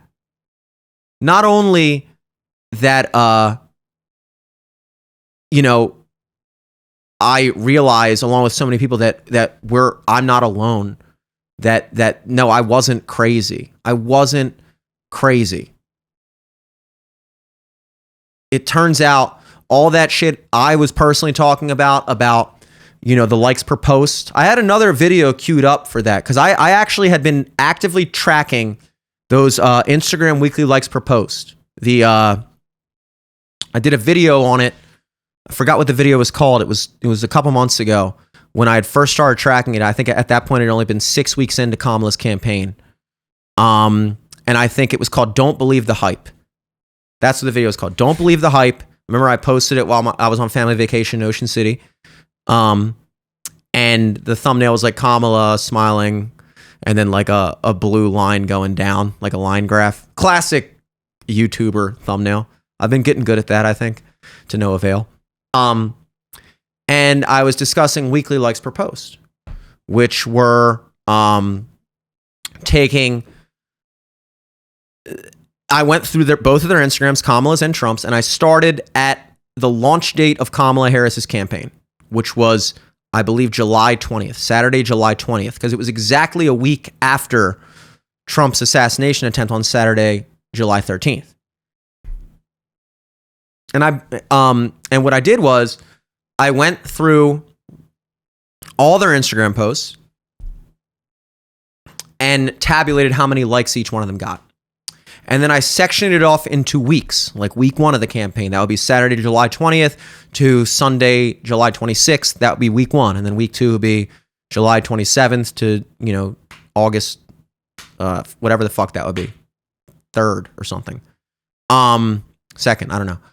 You get it. Week 1, week 2. And then for each of those weeks, I would calculate the average likes per post. So I wouldn't just tabulate, how many likes did Trump get that week? How many likes did Kamala get that week? I didn't just count up total likes over the course of all the weeks, because none of that would really tell you anything. If Trump posts more often than Kamala, then he's going to have more likes than Kamala, even if he gets less likes per post. And of course, they're not posting at the exact same frequency.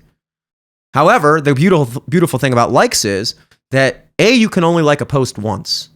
So it's not like comments where somebody could comment on it multiple times and that shows up as an individual engagement each time. Also, the wonderful thing about likes, even more wonderful, is it's a decisively positive engagement. You can comment on posts that you don't like. In fact, you're probably more likely to comment on a post that you don't like. People are more motivated by posts that piss them off. That was something that social media discovered a long time ago, which is you can engage people and keep people active on your platform a lot more effectively by exposing them constantly to things that make them angry, because those are the ones that are going to make them want to type out a paragraph and fuck this, you guys are all so stupid. Whereas if they just see like a picture of a puppy, they might like it maybe. The point is that you might comment on a post you don't like. In fact, you probably will. You might even share a post that you don't like just to share how stupid it is. But you're only going to like a post that you like. So it's a pretty safe bet that not only can each individual person only like a post once, therefore it's one supporter per like per post, but also that all those engagements were positive. So it's a good, reliable metric of showing how many people on average are positively engaging with this candidate on Instagram per week. By week. Also, Instagram, as we discussed on that episode, is the most popular social media platform among the 18 to 34-year-old age bracket, which is the young voters. Facebook is the most popular social media platform, but overall in America, but Instagram is most popular among 18 to 34-year-olds, has the highest population of them. All things we discussed on that episode, but TikTok, people think TikTok is biggest among younger voters. Instagram has way more active users in the United States than TikTok across the board. And even if you wanted to focus primarily on the young voters, I think something like over 20% or 25% of TikTok is under the age of 18. So they're kids. They can't vote. We were trying to track voter sentiments, so we don't really care about under 18.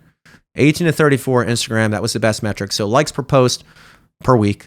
And while Kamala was ahead in the beginning, and I might even take this opportunity, because this is probably the only time I'm going to discuss this ever again, because it's kind of a moot point at this point. But let me see if I can find. Here we go. Kamala Trump. I think I tabulated this all the way up until a week before the election, because I was also able to get it in 2-week increments as well. Okay. So, yeah. I'll show you this here. So this is what this graph looks like. There. So this is weekly Instagram likes per post since the launch of the Harris campaign. And you can see, July 21st, 27th. And obviously, blue is Kamala, Trump is red. And what you notice there is, let's see if I can get a little PIP action. There we go. Wow. Creative mastermind here. What you notice there is that, in week 1, Kamala is way ahead. She's at something like just under 600,000 likes per post that week. And that's the launch of her campaign. And as we discussed on that video before, that's primarily, we're excited Biden dropped out enthusiasm. They would have taken just about anybody. In fact, they did take just about anybody, because Kamala was certainly not anyone's first choice until they tried to convince themselves that it was. But in this case, yeah, it's to be expected that Trump was underperforming versus Kamala in week one of her campaign. Trump had been an active part of the political conversation since 2015. You know, Kamala just got the big bump. And you can also see here, I'll switch back to the main screen. This is if you start it at a week before Kamala's campaign, which is when Trump was shot. So this is week 0, we'll call it, where Trump, I mean, you can see Kamala was all the way down here in likes per post. So she got this gigantic bump from there to there when she was announced president. So this is how much people actually cared about her when she was just the vice president. And then this is how much people pretended to care about her when it was announced that she would be the nominee. In any case, going back to the one starting at the campaign, you see that she stays ahead, and then in week 4 drops below Trump. Just under a month into the campaign, she's now below Trump, and she never looks back. She never at any other point gets ahead of him. In fact, she falls basically, as you can see here, down to below where she was in the later weeks in October. She's actually below for the last. Okay, here's where she is in the week before her campaign is announced. There's where she is the week she is announced, ahead of Trump there for the first time in history. In week 4, she falls below Trump, and at no point after that does she ever get above him. Trump stays around the same level. She consistently, steadily declines, and by late September, she is actually below for the last 1, 2, 3, 4, 5, and I'm assuming the 6th week of the campaign, which is the week before, which I did not tabulate because it was, again, a moot point at that point. But for the last 5 weeks of her campaign, she's actually getting less engagement on Instagram than she was before her campaign was announced. For the second time on this show, let that sink in. That's a big statement. And, you know, you look at this, I showed the trend lines in the short. It's all kind of like, you know, whatever. It got to the point where this graph is, I'll show you the bi-weekly, because this does it over 2-week time periods. It's a little less segmented, a little more easy to kind of take in. This is if you do it in 2-week segments. So July 21st to August 3rd, August 4th to August 17th, so on and so forth. So in the first 2 weeks, things kind of the same thing. And then you see their average likes. It gets to the point in from October 13th through the 26th, it gets to the point where Trump is doubling her on average, more than doubling her on average in likes per post, in engagement. For every 1 like Kamala is getting, Trump is getting more than 2. And this is my favorite chart here. This is on a weekly basis. This shows Kamala's weekly Instagram likes per post as a net percentage of Trump's. So here's how many likes Trump got that week per post. And then here's how percentage more or less Kamala got that same week. And what you see is here, 35% more in week 1, pretty much the same in week 2, 30% more in week 3, and then boom, she's down to 30% less in week 4, back to normal. And then for the rest of time, after 1 month in, she is falling way below. She gets down to as low as 69%. 69% less than Trump in a week like whatever that is, mid-October. That means Trump was getting more than triple Kamala's engagement that week. And I'm sorry to bore you with all this, but this is the last time I'm going to speak about this, and I just wanted to get this information out there because it's pretty telling and did an actual much better job of showing what was actually going to happen in terms of not only the election, but the popular vote than I think even I imagined before. But it turns out a good way to measure someone's popularity is by measuring their popularity. And a good way to measure their popularity is on social media, where follower counts are our rawest form of popularity measurement. It's not a measurement of quality. It's not a measurement of how well you're liked, but it is a measurement of how many people know who you are and how popular you are. And Kamala's whole campaign was she was popular and all the popular cool kids were behind her. Well, she wasn't popping off for someone who was popular. In fact, Trump was murdering her. This is the cleanest demonstration of this or display of this. This is that same chart, the same concept. Kamala Harris's net percentage of bi-weekly, this is for every 2 weeks, of Trump's. Weeks 1 and 2, weeks 3 and 4, and then boom, all the way down. And you see that in mid-October, she was getting 62.4% less likes per post for the 2 weeks in the middle of October than Trump. So basically, Trump was consistently blowing her out of the water. And that translated to a pretty decisive win in the popular vote this time around. So we can now maybe draw some type of correlation to Instagram engagement and, likes per post for future reference. We have one data point officially. We have one data point of average weekly likes per post and vote counts. So whatever, it's going to take a long time, if ever, to make a useful model out of that equation. But the point being is there were all kinds of signals leading you to understand that all the hype around Kamala was a myth, and Trump was really resonating with people on a level that was much more significant than they wanted you to know. And what we're left with is now conservatives and Trump supporters slowly shedding the mask of being apathetic politically, because again, that's what it was. If you were a Trump supporter and you existed like myself in a predominantly Democrat-leaning area, most of the places I play in the city, Baltimore City, in the suburbs of Baltimore, all notably liberal for the most part.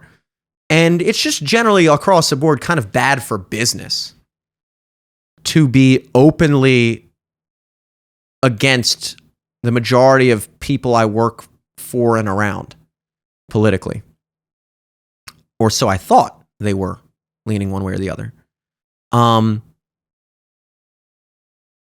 don't think I've told this story on the podcast before, but there's a place I played downtown where my cousin came by boat and pulled up his boat. He came, my cousin-in-law and his wife, who was my cousin, and then along with my brother and his girlfriend, all came by boat to see me play at this place downtown. And he pulled up with a Trump flag on his boat and docked it right by the place. And the owner was like, dude, he's got to take that flag down. What is he, some kind of Trump supporter or whatever? And he kind of made a scene about it. And I love this guy. We get along great. We hang out a lot. I play there a lot, and we're good pals. And I was a little shocked by how serious of a thing it was to him. I to be honest, I completely understood him wanting. In fact, I was actually going out there to tell my cousin to take down the flag before he even said anything, because I knew the deal as well. I understood that, dude, this isn't fucking Tiki Lee's. This isn't fucking Sparrows Point. This is fucking, Baltimore City. You're not in friendly territory here with that Trump flag. I'm not even worried about offending people. I'm worried about somebody fucking with your boat, untying it from the fucking dock or something. You never know. It's just not worth it. And also it's I'm playing here. You don't want to, that whole thing. So I was actually going to go out and tell him to take it down. And then the owner got out ahead of me and told me to tell him to take it down, and kind of made a thing about it to a level that I was a little bit uncomfortable. I'm not going to lie. I was a little bit oh, geez, he's really ticked about this, really took it to the heart, and which I sympathize with to a degree. But I also could not help but feel wow, I can't imagine this situation in reverse.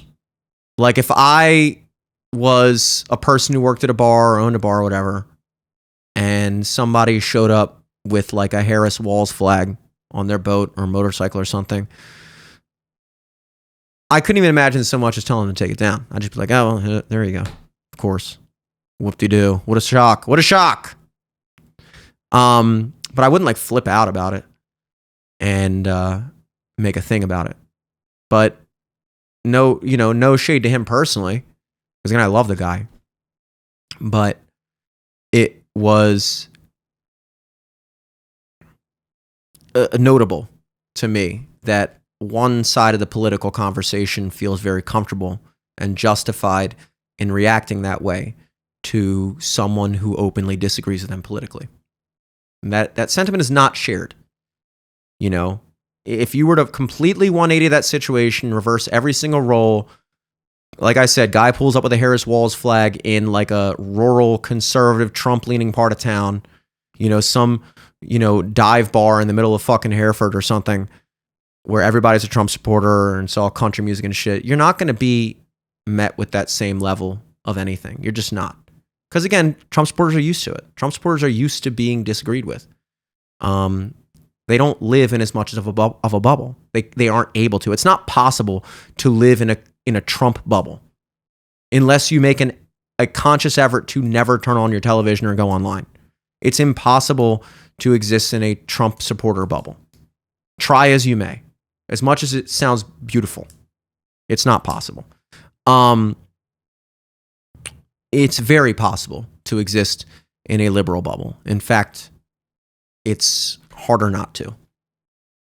Damn near impossible not to in certain parts of the country. But the point being is, one of the bartenders at this place who was working, another good pal of mine, watched the whole thing go down with my cousin-in-law and the flag and the boat and everything. And I guess I just assumed that everyone at this establishment all thought Trump supporter were on the side of the owner. Was just like, no, fuck this guy. Tell him to take that fucking flag down. And again, even I myself acknowledge that openly flying the flag at the establishment was not the move. But I had also assumed that not only did they agree with that, but they also just completely disagree with Trump on every level beyond that. And then months later, I come to find out that bartender is when Trump wins, the bartender is sharing "Welcome back, Mr. President." I had noticed him liking Trump's posts for months following that, and I never said anything. And then finally, I had to say something to him when he shared that "Welcome back, Mr. President." I was like, I knew it all along. And I brought up the time at the place where, that all went down, and I assumed that I was like, ah, shit. And I never would have imagined that he also secretly was just biting his tongue, being like, dude, I fuck with Trump too. But that's what I'm saying. Even in that moment, you have to kind of bite your tongue. And I get part of that is because the guy was the owner and we're not. He pays us, so I'm not going to fucking argue with the guy. Also, even if that wasn't the relationship, if someone feels that strongly about something, to the point where I'm not even necessarily convinced that there's any way that we're going to see eye to eye on that subject, I'd probably just avoid the subject. Probably just wouldn't bring it up, just because I value having a relationship that's on good terms in that context. Regardless, that was probably the most glaring example of what I'm saying again, secret Trump supporters. And so now that more and more mainstream, and when I say mainstream, I mean actual mainstream, not what they tell you is mainstream, which is the way less listened to, way less popular CNN, MSNBC. I mean actual mainstream people that millions of people listen to on a daily basis, like Rogan and, all these top of the game comedians and things like that. Now that they are much more openly kind of discussing just, hey, we fuck with Trump, fuck all this woke bullshit. It's not like a countercultural thing anymore. It's becoming almost mainstream, which I'm not going to lie. I kind of enjoy the idea of being in the counterculture more than being in the majority. But, it gets old after a while. Sometimes I just like to feel like I'm not insane for once in a while. And so it's nice. Okay, cool. I got a little nod from the universe. Hey, dude, you're not insane. You weren't autistic for tabulating the weekly likes per post and noting that Trump was overperforming against Kamala. I mean, you probably are autistic for doing that, but you were also onto something. So congratulations, you're not completely insane. But the third point of this is that the Democrats, amazingly, and yet unfortunately, so unsurprisingly, have learned absolutely nothing from this. Not that I would expect them to, but they have learned nothing from this. They are doubling down on the narrative from pre-election, which was, again, half the country hates women, or more than half the country hates women, more than half the country won't vote for a woman president. They don't want to see women have rights, especially women of color. And then the new one they're throwing in, which is, we're stupid. That's the best one, right? Uneducated. Trump's voting base is uneducated. And it's becoming harder and harder. We'll get into that in a moment. But before I do, it's becoming harder and harder for them to even make sense of their own story. Because the way they are pitching it, you would believe that 100% of women voted for Kamala and 100% of men voted for Trump, because this is a man versus woman election. This is women's rights versus not women having rights. And, you know, women just want rights and men just don't want women to have rights. And so that's what you would think. And then you look at the actual, you know, exit poll data, and you see that, okay, 60% of men or somewhere around that voted for Trump, which means that 40%, or, you know, a solid percentage of men voted for Kamala. So more than half of men voted for Trump, but not all of them. And then not only that, but also 45% of women voted for Trump. That's almost half. So almost half of women voted, apparently, for this presidential candidate that wants to take away their rights as women. 45% of women hate the idea of a woman president. That's the real story. Again, not that this is man versus woman, women's rights versus no women rights. This is, well, actually, both men and women were fairly evenly divided on this subject. And it's not as simple as the way you're pitching it. So no, your summary, your closing analysis of what we just saw the other day in the election is completely inaccurate. For various reasons. They somehow have to justify that 21% of black men are white nationalists because 21% of black men, more than 1 in 5 black men, voted for Trump. I think the highest Republican turnout of black men ever, something like that. Not only that, but 55% of Latino men, last I checked. 55% of Latino men. That's more than half of Latino men. And I think, you know, Latino women, Latinas, voted more in favor of Kamala, but not a crazy amount in favor. And I think if they just did Latinos as a whole, it's pretty evenly split. But Latino men are more than 50%, more than half, in for Trump. And so now not only do you have 1 in 5 black men being a white supremacist, but you also have more than half of Latino men are white nationalists as well and want themselves deported or whatever they're trying to say. So you have, okay, half of women don't want to have rights for themselves. 1 in 5 black men wants to be a slave again. More than half of Latinos want to be deported and arrested for being in this country and are also white supremacists. And also, all of you are stupid and bad. You're bad, evil, and stupid. And all actively voting against your own rights and interests. That's the best they can come up with. That's the best they can come up with. And I don't know if it's just them coping, crying about it, venting, but there's no possible way they actually think this is going to work. This is going to bring people over to their side. How could they possibly think that?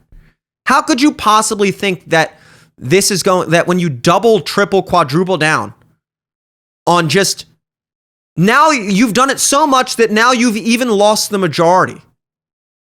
It kind of worked when you had 51% of the voters compared to 49% of Trump voters, you know, where you could, for the past 4 years, go, he won the popular vote. And you guys are all extremists, even though Donald Trump that same year got, you know, the second highest amount of votes of any presidential candidate in history. You know, that's a radical fringe minority, of course. But now that they don't even have a slight majority, they are in the minority by a decisive amount. And they are continuing to double down on all the things that got them there, which is telling people that if they don't agree with them, they are stupid and bad people. And it's amazing how quickly they are willing to throw any group of people under the bus that they supposedly care so much about. They're people of color, the LGBT, they're women, all these oppressed intersectional groups of people that the Democrats have looked at for decades as nothing more than voting blocks. And these voting blocks, aka human beings, owe it to the Democrat Party to vote for them unconditionally. If you're a black person in America and you don't vote Democrat, you're a bad person. As Joe Biden would say, you're not even black.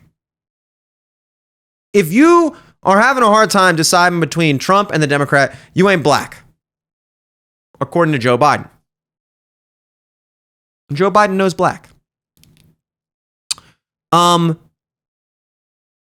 Latino men? Oh, yeah, well, have you even met a Latino? Machismo, sexist, misogynist. Of course they don't want to vote for a woman president. Of course they'd rather vote against their own rights than be led by a woman. That's how Latino men are. White women. Ugh. In fact, the only people in this country that are good are the 91% of black women who voted for Kamala Harris. In the words of Sonny Hostin or whoever it was on The View, black women once again tried to save this country. I'm sorry. As Anthony Cumia discussed last week, anytime 91% of a group agrees on a particular political thing, I don't know. I'm tempted to think that's not a flex, at least. Not going to say it's a bad thing. There are obviously things that 100% of people agree on. But let's put it this way. If every other group of people is pretty evenly divided, even the groups of people that you would think would be partial are starting to veer away from that, and yet there's still one specific group that is unwavering on this one political question, Kamala versus Trump. I don't know. I just don't think it's a flex. I wouldn't exactly put that as you tried to save the country. I think everybody who voted for Trump tried to save the country.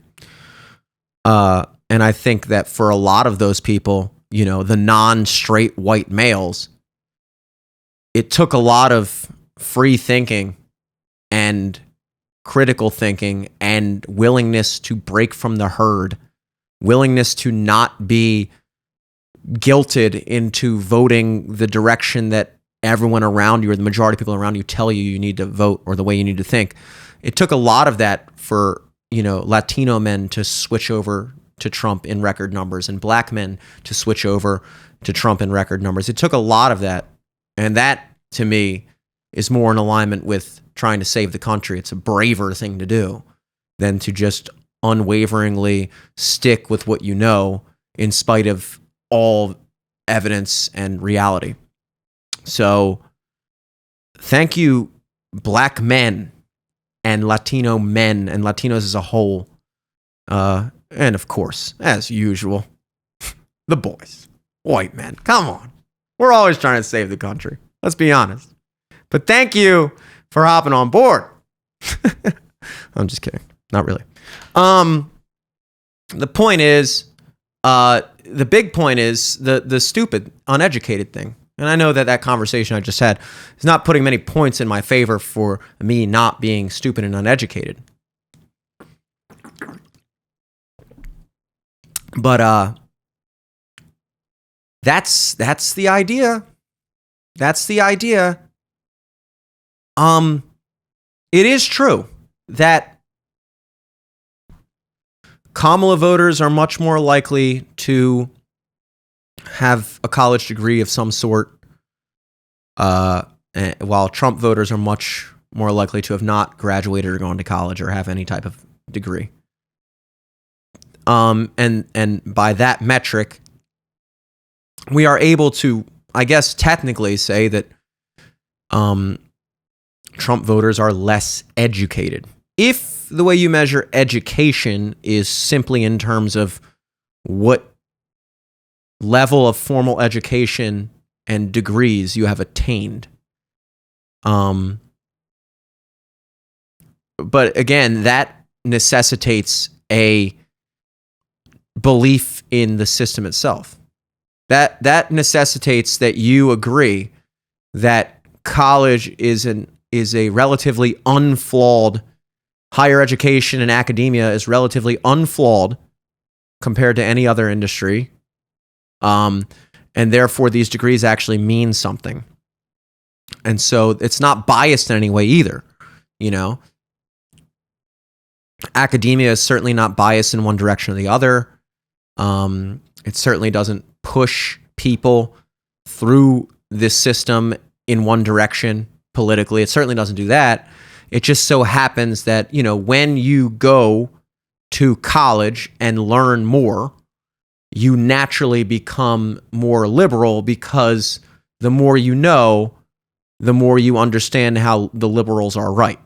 That's the idea. Education equals liberal. That's not necessarily the case. In fact, I'm going to go and say it's the complete opposite.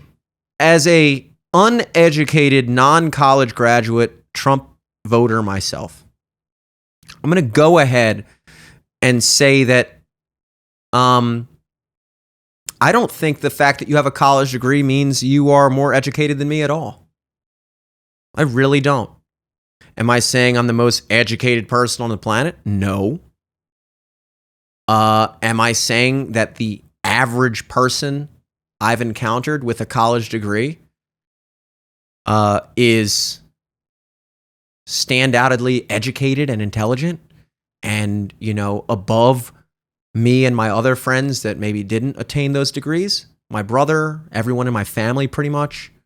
Am I saying that they're not better than us or smarter than us or more educated?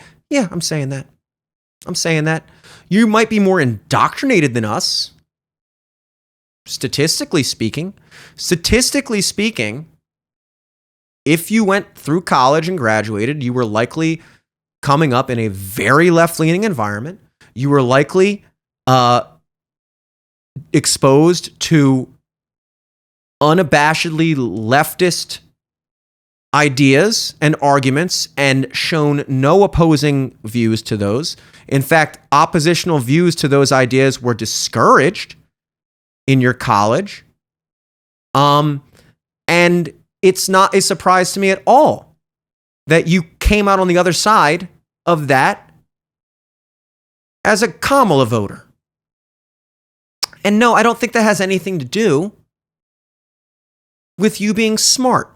I'm not saying you're dumb. I'm just saying that a lot of you are just products of your environment, and the environment of college is liberal. look, if we're being real, the majority of Trump supporters are not necessarily geniuses either. You know? The same follower type of person who would grow up in a city, suburbs, or urban area and go to, and have a liberal upbringing and liberal neighborhood and everything like that. And if they're not a critical, free-thinking person and they just go along with whatever everybody around them thinks, that follower type of person will become a liberal. Well, in the same way, if you take that same person and expose them to a rural area in the country where everybody's a Trump supporter or whatever, and everyone they hang out with and talk to out there fucks with Trump and votes Republican, well, that follower person is going to be a Republican out there. So I'm not saying that like all Trump supporters are free thinkers and all Kamala voters are, brainwashed drones. I'm not saying that at all. I am saying that college and the majority of college-educated people voting Democrat is not the flex you think it is. It's really not. And not only is it not the flex you think it is, but banking on that as your means of winning back the electorate is definitely not the play you think it is. I don't even know if you think it's a play. I can't tell if you're just that mad that you're just letting the cat out of the bag at this point and just saying, you know what, fuck you guys. I can't tell if you're like literally just taking your ball and going home and being like, I don't even want to appeal to you. Fuck you guys, you stupid pieces of shit. You racist, sexist, authoritarian, Nazi, uneducated pieces of shit. Should have stayed in school. You'd be smart like us and voted for Kamala. I can't tell if that's just you being bitchy or if you legitimately believe that you can like bully Trump supporters into coming back over to the Democrat side. The same way you thought you could do so beforehand by calling us all weird. I mean, I said this before on that Don't Believe the Hype video we discussed earlier about the Instagram likes.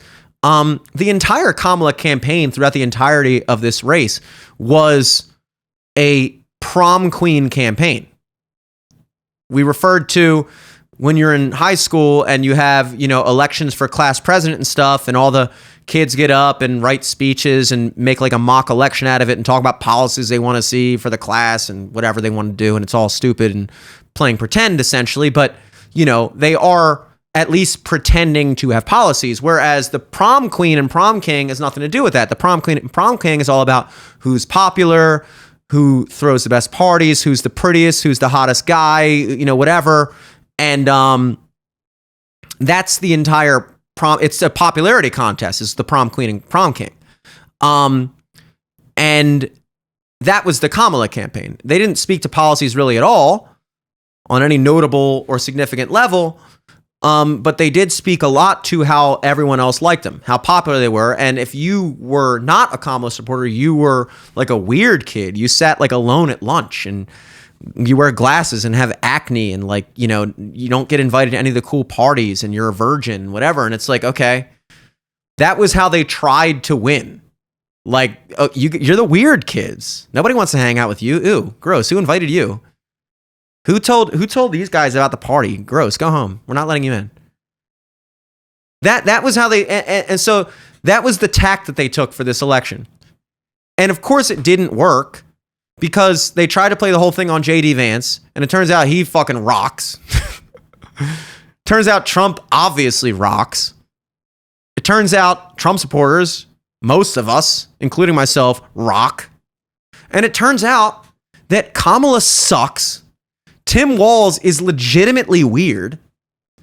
And the majority of vocal Kamala supporters in your life are the actual annoying weird people. I'm not saying all Kamala supporters are annoying and weird, but if we had to like have a competition over who is more annoying and weird between the average Trump supporter and the average Kamala supporter, let's be honest. Come on. It's not even a competition. It's not. And we all saw that. We all saw it. So it didn't work for them. And now their big plan is to go even further down that road. Well, it didn't work when we called them weird nerds, losers, unpopular. It didn't work when we called them evil racists, sexual assault apologists, and whatever else. Maybe we should try also calling them stupid. Because, of course, they weren't smart enough and educated enough to believe all the propaganda. If you were smart, you would have believed everything you were told. And this, I guess I'll kind of close with this, because this is a good kind of episode back, just to kind of talk, let everything out that I've been thinking for a while. And I do intend to do this at least weekly with some short content in between. Maybe like making short videos of this, or maybe completely different things that are more specific. But I think the weekly freeform podcast is something that at the very least I should be doing. I enjoy doing it. And I think I might have lost the plot a little bit with getting too heavily involved with editing and scripting and everything like that. And it really wasn't something I was setting out to do. If I could ideally find a way to make this into something viable and consumable, that would be best. It would also help if YouTube wasn't definitely actively throttling me. At a certain point, it's hard for me to imagine that some fuckery is afoot. But regardless, that's up to YouTube. Whether or not I do this show is up to me. So, with that out of the way, kind of forget what I was getting at there. What was I going to say? Something about J.D. Vance, Trump, Vivek. Well, I do just want to say it's a genuinely cool time in American history, I think, because this is not only is there like hope for a return to normalcy, but there's also some very interesting ideas, interesting and kind of radical new ideas being tossed around. Such as, the tariffs, which maybe I'll do a deep dive into tariffs at some point, because that seems to be everyone's favorite conversation. China doesn't pay for the tariffs, the consumer does. Okay, genius. We'll see. But like Trump kind of floated on the Rogan episode that, it could, that if we do tariffing correctly, that we could eliminate income tax. That's a crazy idea. And it's not even a radical idea because, mind you, for the first century or so of this country, we didn't have income tax. And when it was introduced as temporary. And then they just never got rid of it. So we grew up, most of us spent our entire lives, in fact, all of us, unless you're like 180 years old, spent our entire lives paying income tax. And it just seemed like that's what you do. You make money. And then, of course, you have to give like 17.8% of that to the government every year, or else you go to jail if you don't calculate it correctly. Of course, that's just how the world works. I'm not saying I agree or disagree with income tax. I mean, I am saying my life personally would be easier if I didn't have to pay the not that much money I pay in taxes every year. But it is an interesting idea that something like this is even being floated. Because I think what happens is you get so locked into one way of thinking that, it's easier, like, it's a law of physics. Momentum and inertia. If something has momentum in one direction, or inertia in one direction, or inertia is actually inert. So imagine it like, it's easier to push a shopping cart that's already moving. It's harder to move a shopping cart that's at rest. If you're trying to push a car, that's a little heavier. For big, strong people like me, I can't even imagine any level of difficulty from pushing a shopping cart. But a car, it's more my speed. I can imagine a 2-ton vehicle posing a slight challenge for me, pushing wise. But even for a person like me, pushing a car, it's a lot easier to push that car once it's already kind of rolling. And it's even harder if that car is rolling this way to not only get it to stop, but to push it in the other direction. So what happens is, it's the same reason why if you've been going to the gym consistently, it's a hell of a lot easier to go to the gym tomorrow than if you haven't gone to the gym in 3 weeks and now you got to get back on that horse again. Same thing with diet, same thing with everything. It just is harder to change than to stay the same. An object in motion or at rest will remain in motion or at rest until it is acted upon by a force. So it literally requires a force in order to bring a change to the status quo. It requires no force whatsoever for the status quo to remain the status quo. And so a lot of these things like income tax, free trade, no tariffs, trading with countries that employ slave labor and no environmental restrictions, and all these things that we fight so avidly against in our country, we are completely fine with, purchasing goods almost exclusively from these countries that don't give a shit about any of that stuff. Meanwhile, our country's people are unemployed and completely out of the workforce and everything and broke. But it's easier to continue doing that because that's what we've been doing. The Department of Education, America, the United States is like embarrassingly low, one of the lowest countries in the developed world, if not the lowest in the developed world in terms of education. But Trump's talking about getting rid of the Department of Education. Well, it doesn't seem to be working. Like, getting rid of the Department of Education doesn't mean getting rid of education. It means, hey, whatever you guys are doing here at the Department of Education is counterproductive. In fact, if I didn't know any better, I'd say you're a bunch of useless bureaucrats leeching off the system and doing absolutely nothing to improve the situation, if not actively working towards making it worse for your own personal benefit. But people don't see it that way. All they hear is education and go, well, you can't get rid of the Department of Education.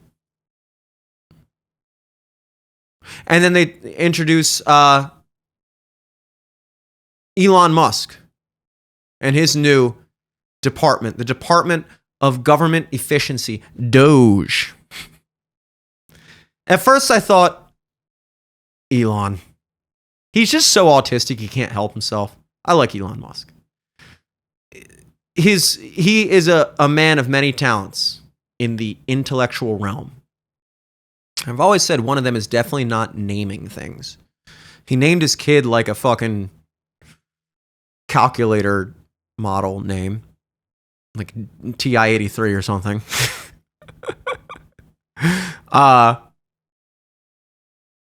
He took over Twitter and named it X, and that was like 2 or 3 years ago that happened, and people still predominantly call it Twitter. Like, normally things take a little bit to catch on when you rename something. Like, there's a bar in my hometown, Towson, Maryland, and it was called the Green Turtle. Everybody just call it Turtle.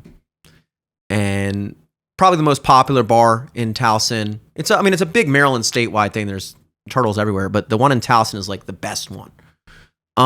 College town, 2 levels, rooftop bar, everything. It's sick. And the people who owned it were franchised with Turtle, but then they decided to leave the franchise and start their own business, and they called it Barley's Backyard. And they had to call it Barley's Backyard because there was already a place in downtown Baltimore called The Backyard. So they couldn't just call it Backyards. So they called it Barley's Backyard, which is like named after their dog, and then backyard. And for the longest time, it was like I could not bring myself to call it backyard. It just sounded so stupid. I keep on thinking of like anal sex and things. I know my mind's jumping all over the place. It's just like, I don't know. I didn't like it. Backyard. It just seemed like a dumb name for a bar. And so I kind of compromised. Like, you know what? We're going to call it Barley's. That sounds cool. Let's call it Barley's. We're going to Barley's. Or, you know, sometimes we'd be like, dude, we're going to fucking Turtle. I'm calling it the Turtle. I'm not calling it fucking. And that lasted for a couple weeks. And then, you know, eventually I'd stopped calling it Turtle and I started calling it Barley's. And then after a month or two, I was just calling it Backyard. Now I just call it Backyard. I gave it up. It was fine. And especially Green Turtle literally opened up a location across the street in Towson. So now the new Green Turtle is across the street from the old Green Turtle. The old Green Turtle's backyard. So now I can't call Backyard Turtle because there literally is a turtle across the street now. But the point is that regularly a name, once you switch it over, people will eventually jump on board.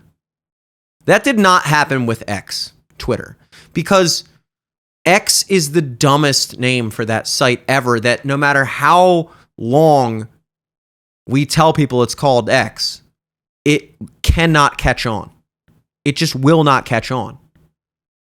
And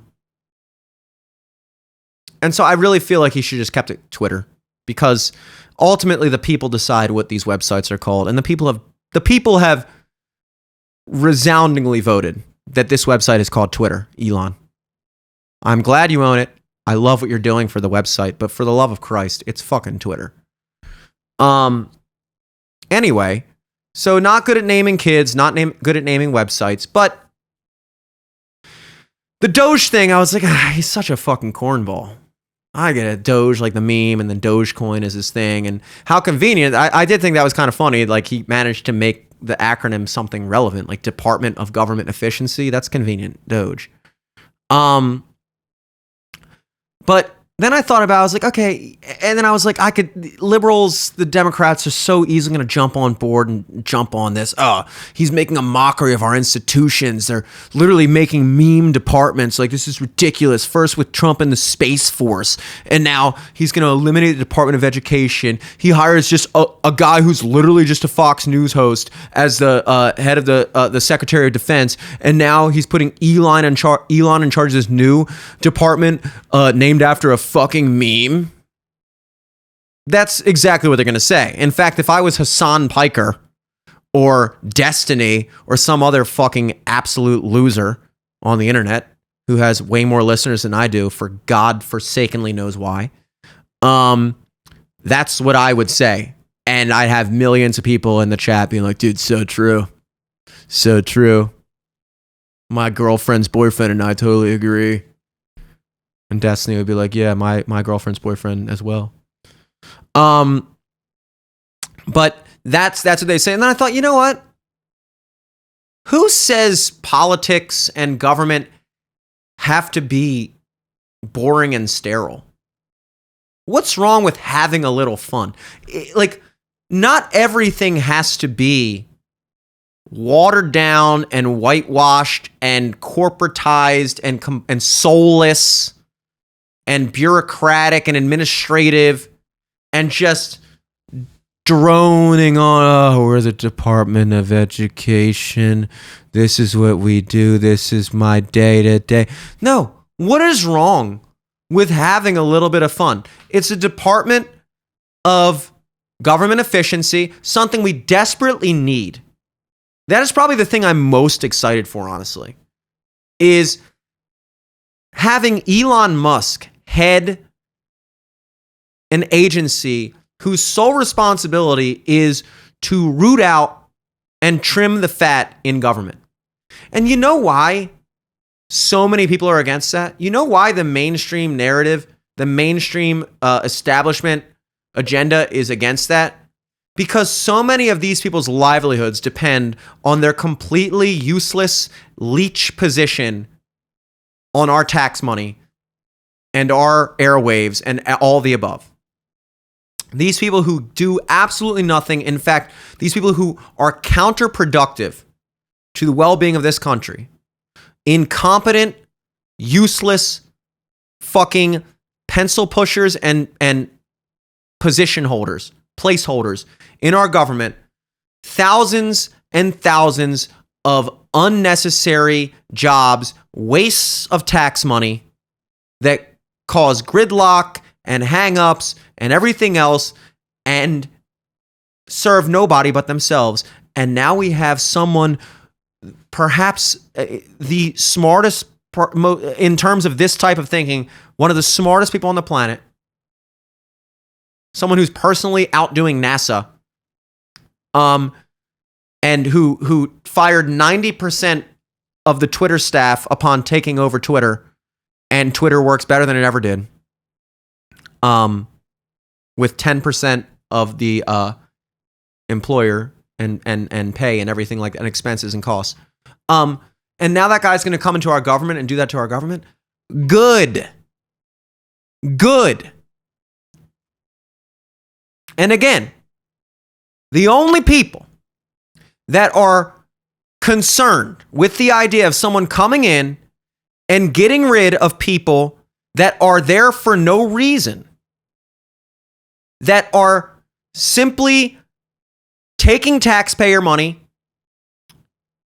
and serve no purpose, are incompetent and completely expensible. The only people that mind Elon going in there and rooting those people out are those people and the people that benefit from that system. If you are a person who benefits from the gridlock and incompetence of the Department of Education, if you are a person who benefits from an education system, again, where it doesn't matter if you actually have any good product or good outcome or output from your schools, or that you're actually teaching anyone anything. None of that matters, because there's a whole network and system and money pot sitting there for everyone involved in that industry to make money, and there's absolutely no incentive or requirement to actually be good or productive at that job. And that's speaking to the administration, in administrative levels, of course, not the teachers on the ground. Although there are plenty of shitty teachers, trust me, they're not all fucking saints. But shouts out the good teachers I had and the good teachers everywhere.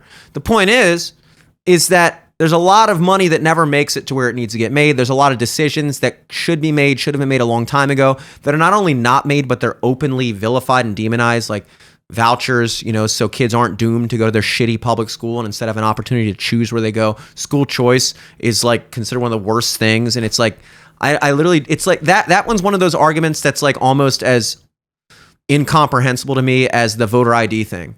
In fact, more so. Like those are the two things above all else. And I'm like, how do people possibly disagree with this? How do people possibly disagree with not forcing kids in neighborhoods where the education system is horrible, and instead providing them with an opportunity to go to a good school where there's actual opportunity? How are people against that?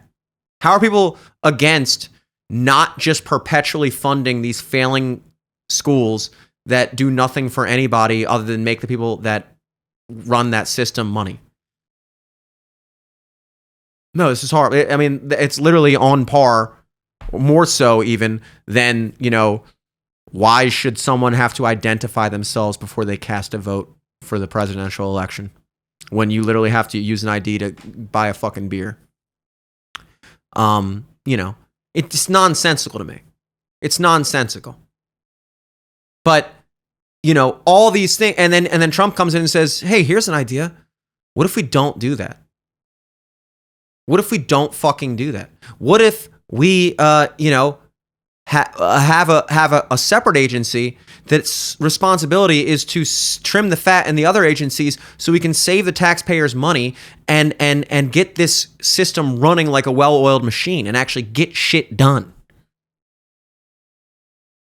And people are terrified of that, because so much of this country and this world is occupied by people who cannot compete, cannot thrive in a system that actually values efficiency and competence.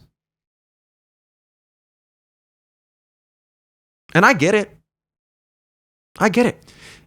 If you suck at your job, you're not going to want a job that pays you or employs you based on your ability to not suck at your job. You're going to thrive in a job where you're able to suck at your job because it either benefits someone else nefariously or it's completely inconsequential and unnecessary in the first place, so it doesn't matter how you perform at your job. Those are the jobs that you're going to thrive in. And you're not going to want to see a system that says, oh, we shouldn't have these unnecessary jobs. Well, guess what? Unnecessary people need unnecessary jobs. And so this idea of getting rid of unnecessary jobs terrifies unnecessary people. And I'm not saying what somebody could, oh, you're calling certain people unnecessary, which should they be? No, I'm saying that, like, look, just because you're a person doesn't mean that I need to pay you to work this fucking job that no one needs. Perhaps do something else. It's not your right to just collect a government paycheck, a taxpayer paycheck, for the rest of your life doing something that nobody needs. Just because that's the way it is. Fuck that. We're done with that. We're fucking done with that. There's a lot of things we're literally fucking done with that I'm excited about. And I know I said I was going to end this podcast a while ago. Who gives a shit? Who gives a shit? The point is, when you lump all this together, you come to a very decisive. It wasn't just the presidency. It wasn't just Trump that won the Electoral College in a landslide and blew her out of the water in the popular vote as well. It was the Republicans took the Senate.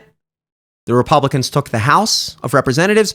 The Republicans had a clean sweep across the board in virtually every category, if not every category, in this election.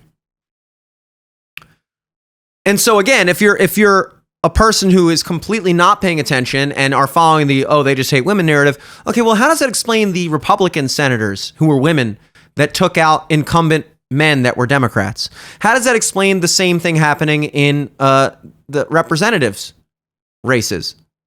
Like none of your theories make sense. You just say whatever is convenient at the time. You say that people didn't vote for Kamala because they didn't want to vote for a woman of color for president. Okay, well, if this were like, that could maybe explain that if you're an idiot. But even if you are an idiot, it still doesn't explain why the Republicans also won the Senate and the House. Doesn't explain that. None of your shit makes sense. It's been that way. From the trans thing to everything else, it's always been that way. And this is what they mean when they say educated, by the way. Because non-intelligent people, remember, intelligence and education are not the same thing. They are not the same thing. Education is what you know, what you've learned, what information you have absorbed. It's the information you have absorbed. Intelligence is not what you know, it's how you think. That's what intelligence is. It's your processing power. There are incredibly intelligent people that are not educated. They haven't been educated. They weren't formally educated. They don't know a bunch of facts and figures and dates and everything, but they're very good thinkers. They're intelligent people. They are critical thinkers. They know how to operate in the world. They're good at they've synthesized a coherent and workable worldview and path through life without access to nearly the amount of information that a perhaps educated person may have had access to, whereas maybe they're not intelligent and they have all this information in their head and all these facts and figures that they've memorized, but they have no ability to process it. They have a whole bunch of dots in their head and no means of connecting them. And so if anything, it becomes detrimental to their intelligence because now whatever processing power your mind did have is now bogged down with all this excess information that clouds up your ability to see through it clearly. And that's why you have people that, when I had someone explain to me a long time ago on Facebook about like the trans thing, and they were like, if somebody identifies as a female, it doesn't mean that they're a biological female. It means that they were assigned male at birth and blah, blah, blah. And they're like saying all these things, and they think that the reason I disagree with them on this, in this instance, the trans thing, is because I just don't understand it. I don't get what they get. Like, I've heard about trans and I've heard about gender identity and biological sex versus gender. I've heard about it and I've heard people talk about it, but I'm not smart enough to fully understand all of it, which is why I disagree with it and you. However, they fully comprehend it and explain it to you as if once they explain it to you, you'll be like, oh, yes, now I understand. Now that makes sense. So you're saying that gender is completely separate from biological sex, and you can be a woman despite having been assigned male at birth, because that's what assigned male at birth means. It means that you are biologically a male, and that was your assigned biological sex, but of course that has no bearing on your gender identity, and therefore no bearing on anything else in your life that has to do with gender. Okay, I get it now. Thanks for explaining that to me, smart person. Or I understand fully everything you just said, and I think it's retarded. Or that.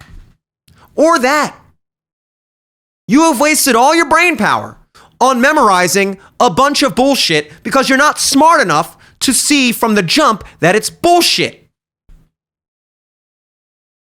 I could explain to you just as well as anybody transgender theory, all the different cognitively dissonant ideas they have in that subject, things that directly contradict each other in every way.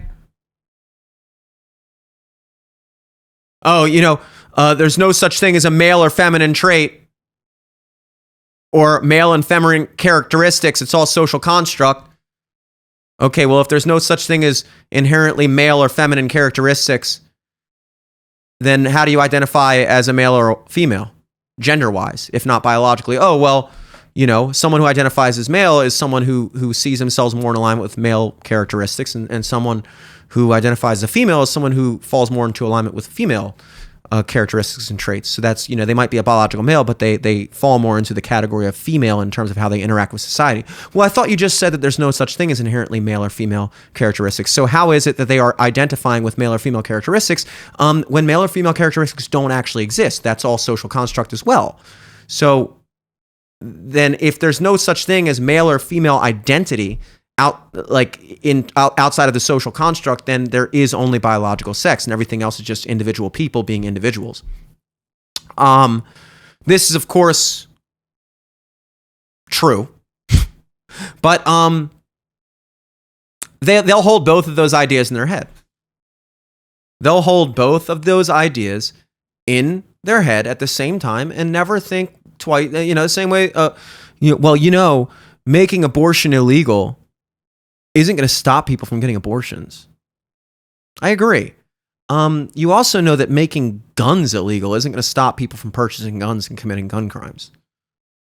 Do you agree with that? We need gun control. We need to stop guns. We need to ban this, that. Oh, okay. So you don't see the correlation there. You hold two completely polar opposite ideas in your head. And there's a lot of Republicans that are guilty of that too. I'm just saying. I'm not saying all Democrats are dumb. For now, I'm referring to them mainly because it's a big week for the boys. But they confuse indoctrination with education. They confuse the ability to retain all the information that they've retained with intelligence. They think that the point of learning something is to be able to repeat it, not to be able to apply it. just to be able to repeat it. That's why it doesn't matter if any of these thoughts line up with each other. That's why they're perfectly capable of having a whole bunch of dots in their head that don't connect. A whole bunch of thoughts that directly contradict each other, that don't line up. Because they're not lining those thoughts. They're not making an effort to connect the dots in their head. They may or may not even be able to. They might not be that intelligent. They might be educated. They might know a lot of things. They might have absorbed a lot of ideas and have the ability to regurgitate them on command. But whether or not they are actually able to formulate a coherent perspective on the world around them is completely off the table for a lot of people. Off the table. I saw a post on Reddit where they were trying to prove this theory about uneducated Trump voters. And there were 4 categories, and it was like, here was how Republicans answered these questions versus Democrats, and here's the percentage of them that voted incorrectly and right. So like, and then it was like all these like Democrat talking point questions. One of them was like, true or false, there have been fewer border crossings over the past few months compared to the past few years. And the majority of Republicans said false, because they're like, there's still a lot of people crossing the border. I don't know exactly how it compares to 2 months ago, but I know the past 3 years have been pretty fucking bad. So that's what we're focused on. I haven't been following the fucking, what's it called? ICE statistics on a daily basis. I don't have like a ticker on my phone, but I'm pretty sure it sucks right now. And then they're like, true or false, inflation is actually down this past year or whatever. And Republicans are like, well, I can't afford to exist, so I don't think inflation is down. And Republicans are like, yeah, true. Yeah, it was 9%. Now it's 8.3 or something stupid. And it wasn't a test on, it was like, there was one about like stock market, which I don't really pay attention to. And the fourth one was, what was it? Oh, crime. Violent crime is actually down across the United States. And that one's just objectively not true at all. Like, at least the other two, the border crossings one and the inflation one, are technically true simply because of the way they're worded. For instance, the border crossing thing is technically true because, as we discussed before, Biden's claim to fame, his only accomplishments during his administration, were fucking things up so royally bad and undoing anything good that Trump did, and then getting it maybe semi back to where it was before he fucked it up royally. So like, the fact that this year it's not as bad as it was the past 3 years is considered an accomplishment for the Biden administration. So with 6 months to go in an election cycle, after completely undoing every single one of Trump's border policies and instead fostering record levels of illegal immigration into the country for the past 4 years, with 6 months to go in an election, the Democrats decide to push a border bill that basically legalizes illegal immigration. That's what it was, and then tries to jam a bunch of other bullshit in there as well. And the Republicans naturally didn't go for it because it wasn't a good faith actual solution bill. It was just to posture themselves as trying to do something, knowing full well the Republicans never bite on it, and then they can say that Republicans don't want it, and then the whole thing. But whatever the case, they managed to, have less border crossings the past couple months than they've had over the past few years. So yeah, we did have record-breakingly bad border crossings for the past 3 years during the entirety of Biden's term. But technically, it's not as bad this month as it was last year. So technically, that's true. Same thing with inflation, as we discussed. It was record-breakingly high, 9%. It was unreal. And then this year, it's only like 3-something. And also, they've changed the way they measure inflation too. So and so with their most generous estimate, which includes them literally just changing the way they measure it, measuring it over 2 years as opposed to 1 year, changing the, as they call it, basket of goods, what they use to actually gauge like prices, cost of living for Americans. They like, I'm not going to get into it right now, but it's a whole thing. They literally, they change the definition they changed the metrics and parameters with which they measure inflation on a regular basis. So there is no, it would be like if you changed the definition of a pound every time you weighed yourself. Then tracking your weight means nothing. If I go on the scale today and I weigh 195 pounds, and then tomorrow I change the definition of a pound to equal, 0.8 pounds of what it was yesterday, and now I weigh, 224 pounds, whatever that would be, I haven't gained weight. I just changed the definition of a pound, and so now I weigh more even though I am the same person. That's essentially what they've done with inflation measurements to make inflation appear less drastic than it is. They've changed the definition of inflation. If they were using this thing to measure the cost of food, chicken and beef, and then they go, oh, well, beef is way too high, so people would probably buy chicken instead. Well, congratulations. If the price of beef went up 40% and that affects the cost of living, because that's the food item that we've been using to measure food costs, one of the many. Well, now we've just decided that since that got so expensive, now we're just going to make that chicken. And if chicken is way less expensive, then congratulations, the cost of food hasn't gone up that much. Even though we're literally comparing, one month we were comparing apples, but then apples got too expensive, so people probably would substitute oranges for that. So now we're using the price of oranges to measure the cost of, we're literally comparing apples to oranges on a regular basis when we measure inflation, and that's why these statistics are completely unreliable. But even by their completely unreliable bullshit statistics, inflation is still very high. It's much higher if you're intuitively, we all know it's much higher than fucking 9% in 2022. But regardless, that's what they say it is. And now it's less high than that. Hasn't gone down. Prices aren't below what they were.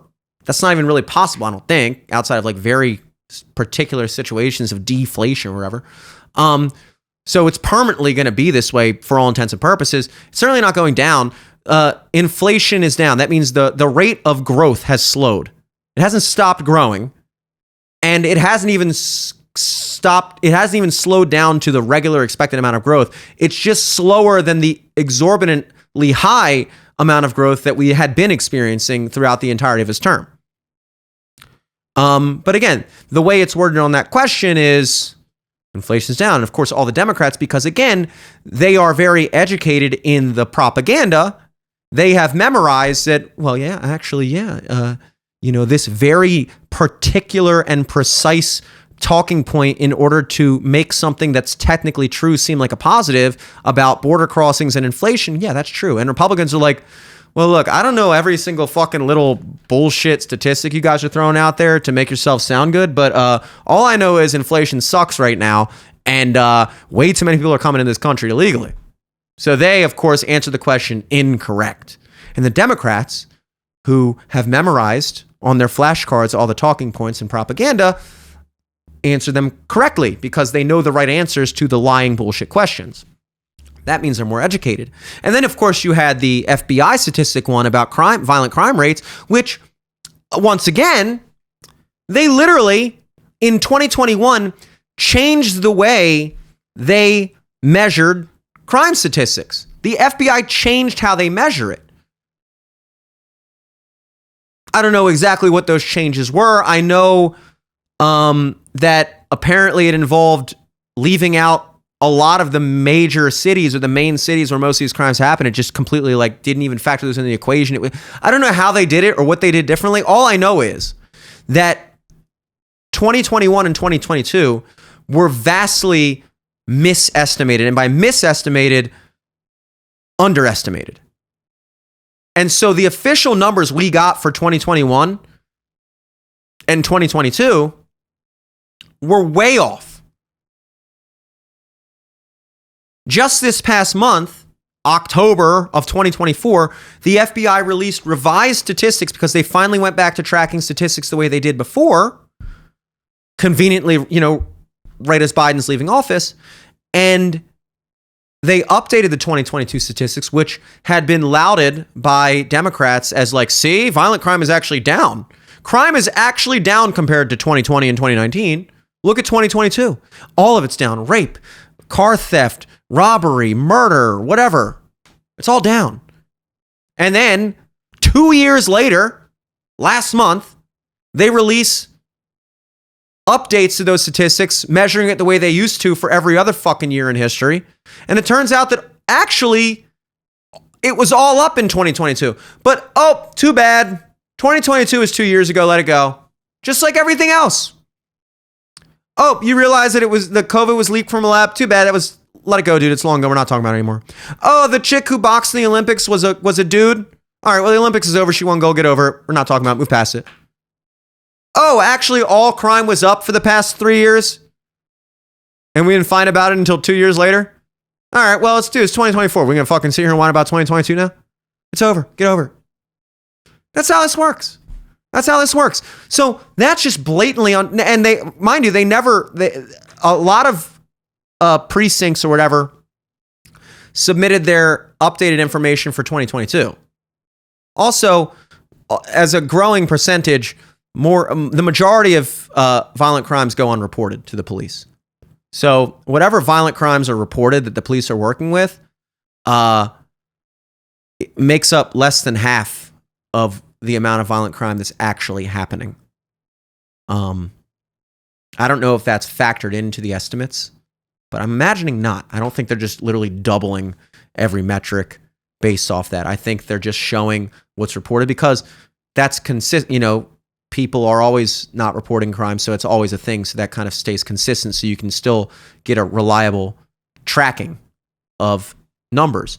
However, not if it's the case that an increasing amount of people are not reporting their crimes on a yearly basis. Not if that's going up, because then your numbers become less reliable because now there's not a consistency across the board.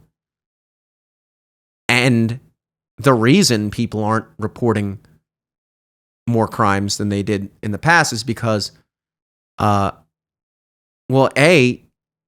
the police aren't able to, in many major cities, especially after the, defund the police movement, where a lot of cities actually took real action towards hampering the police in their city. Like it wasn't just like a talking point, it wasn't just like a slogan. Like many major cities actually took real actions that actively were detrimental to their police forces, stretched them thin, and then just the social environment surrounding being a police officer. Who wants to be a fucking cop in a major city? I don't want to be a cop at all, but I especially don't want to be a Baltimore City cop. Fuck that. Being a cop this day and age is a lot like it's like wrestling a girl in high school. It's the best way I can put it. What I mean by that is when you wrestled a girl in high school, it was the worst thing ever. It was the worst thing ever because you were probably going to win. Unless you were like 103 pounds, like little kid who hadn't hit puberty yet, freshman, sophomore, and you're wrestling a girl who's good, then you could lose. I've seen guys lose. There was a girl, Nicole Woody was a state champion at 103 pounds in high school.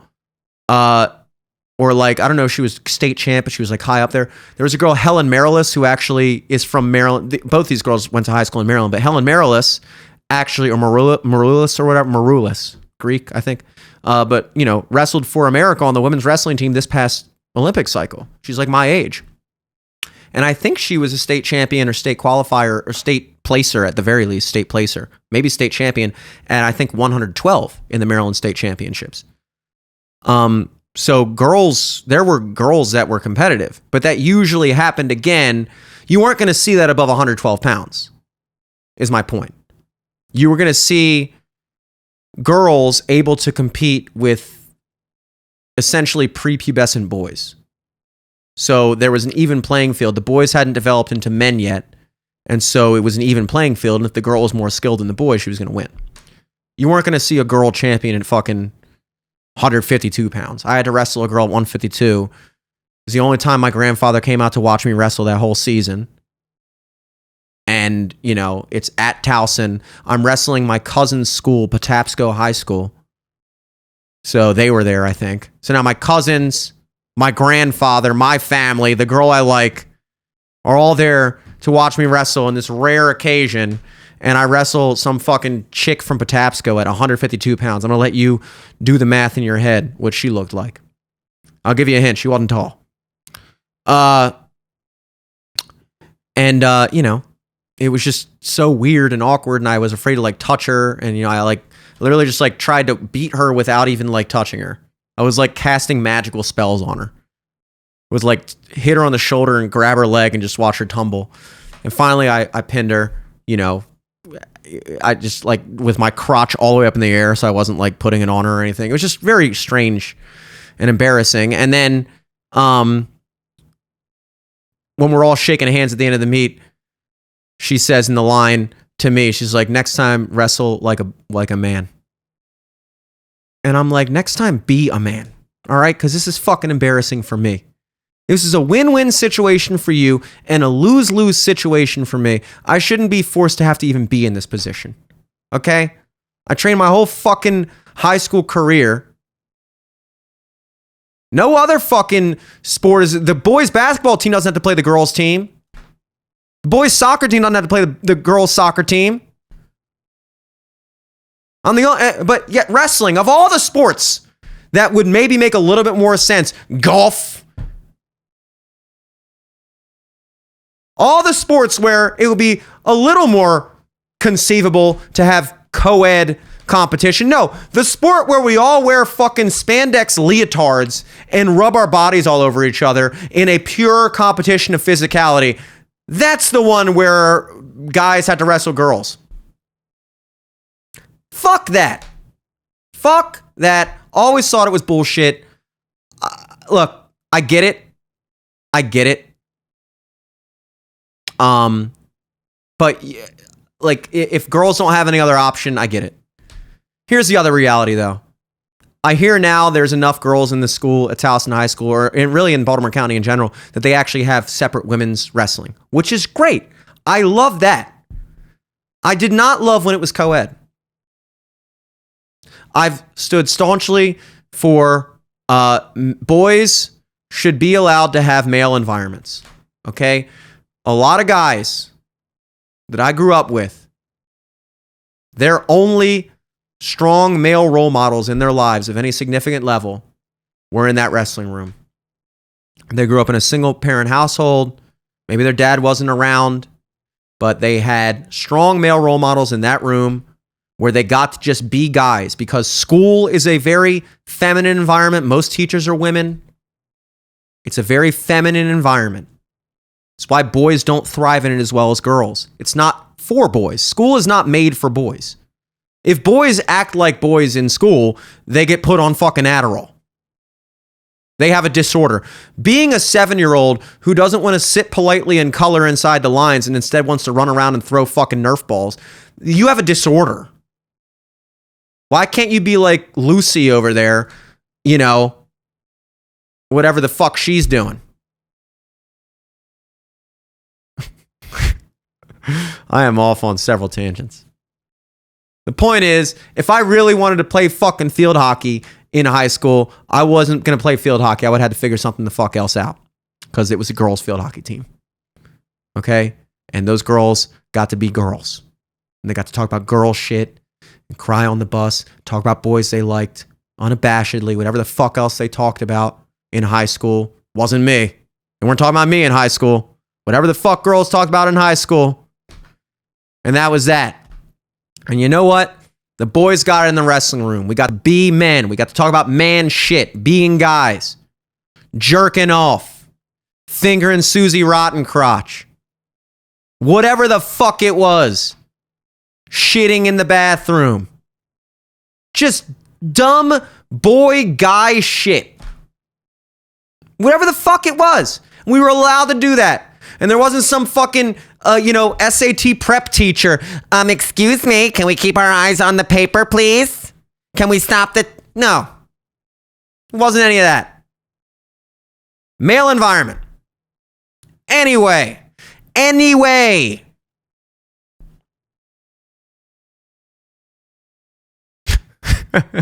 Sorry. Even I, amazingly, have almost forgotten, if not did forget, what the fuck I was talking about. I was making a comparison to something was like wrestling a girl, meaning it was a lose-lose situation. What was the lose-lose situation I was referring to? What was the fucking thing? I wish I had a producer. This would be amazing to have any fucking clue what I was discussing. Something was like wrestling a girl. Give me a second.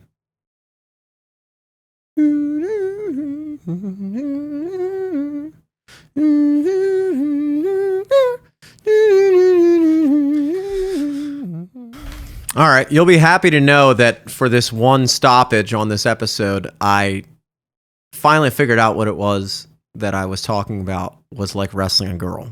Maybe you remember. I didn't. I had to go back and actually listen to what I've recorded so far and remember that, oh yeah, being a cop in 2024 is a lot like wrestling a girl. Because the best that can happen when you wrestle a girl is you don't lose. There's no celebration or honor or ego boost or anything in winning. The best that can happen is you just don't have the most embarrassing day of your life. The point is, when you're a cop, everyone hates you. You're like one step above a fucking tow truck driver. And the best case scenario is you just make it another day without stepping on anyone's toes or getting in trouble or getting killed. No one respects you. No one fucking supports you. Everyone thinks you're a piece of shit on a societal level. Not everyone, but enough people where you're stigmatized and you get looks and and nobody's happy about the job you're doing. And if you make one fucking mistake, it could ruin the rest of your life. And so you sit there and you get a decent salary and you try to put in your years to make it to a time where you can collect a pension. And throughout those years, you just try to do anything in your fucking power to not step outside the lines. Because if you do, oh my fucking God. You wind up in a situation, in an altercation, with a criminal, and that criminal happens to be black or a minority, and you happen to not be that, and you make one false move or even just any move that can be, portrayed or described as a false move, you could be the next fucking Derek Chauvin. Not saying he was a great dude. He seemed like probably a dick, but I don't think he murdered George Floyd. In fact, evidence and reality also doesn't think he murdered George Floyd. Why am I saying George? George Floyd. George Floyd died of a fentanyl overdose. Derek Chauvin was performing a technique with the knee on the back that was literally illustrated in the Minnesota police training book. All of that evidence was not admitted into the trial. It was a complete show trial. Derek Chauvin was guilty of third-degree murder before the case even started, because people had already spent months on end rioting throughout the streets during peak COVID, might I add. This is the only thing you were allowed to do safely during peak COVID was riot and burn cities to the ground and occupy entire sections of cities. That was not in any way super spreader or anything. But if you went to church or met your delivery driver at the door getting your pizza, that was what was really going to infect you. Anyway, people had already spent months prior to this riding through the streets because of this event, and holy fucking shit, if he would have not been found guilty, I don't know if I'd be still here talking to you. I'd probably be I don't even know. So he was guilty. So there was we live in such a racist society, such a horrible, systemically racist society that hates black people, that when a black drug dealer overdosing on drugs was inadvertently in the company or in the detention of a police officer while dying of said overdose, a white police officer.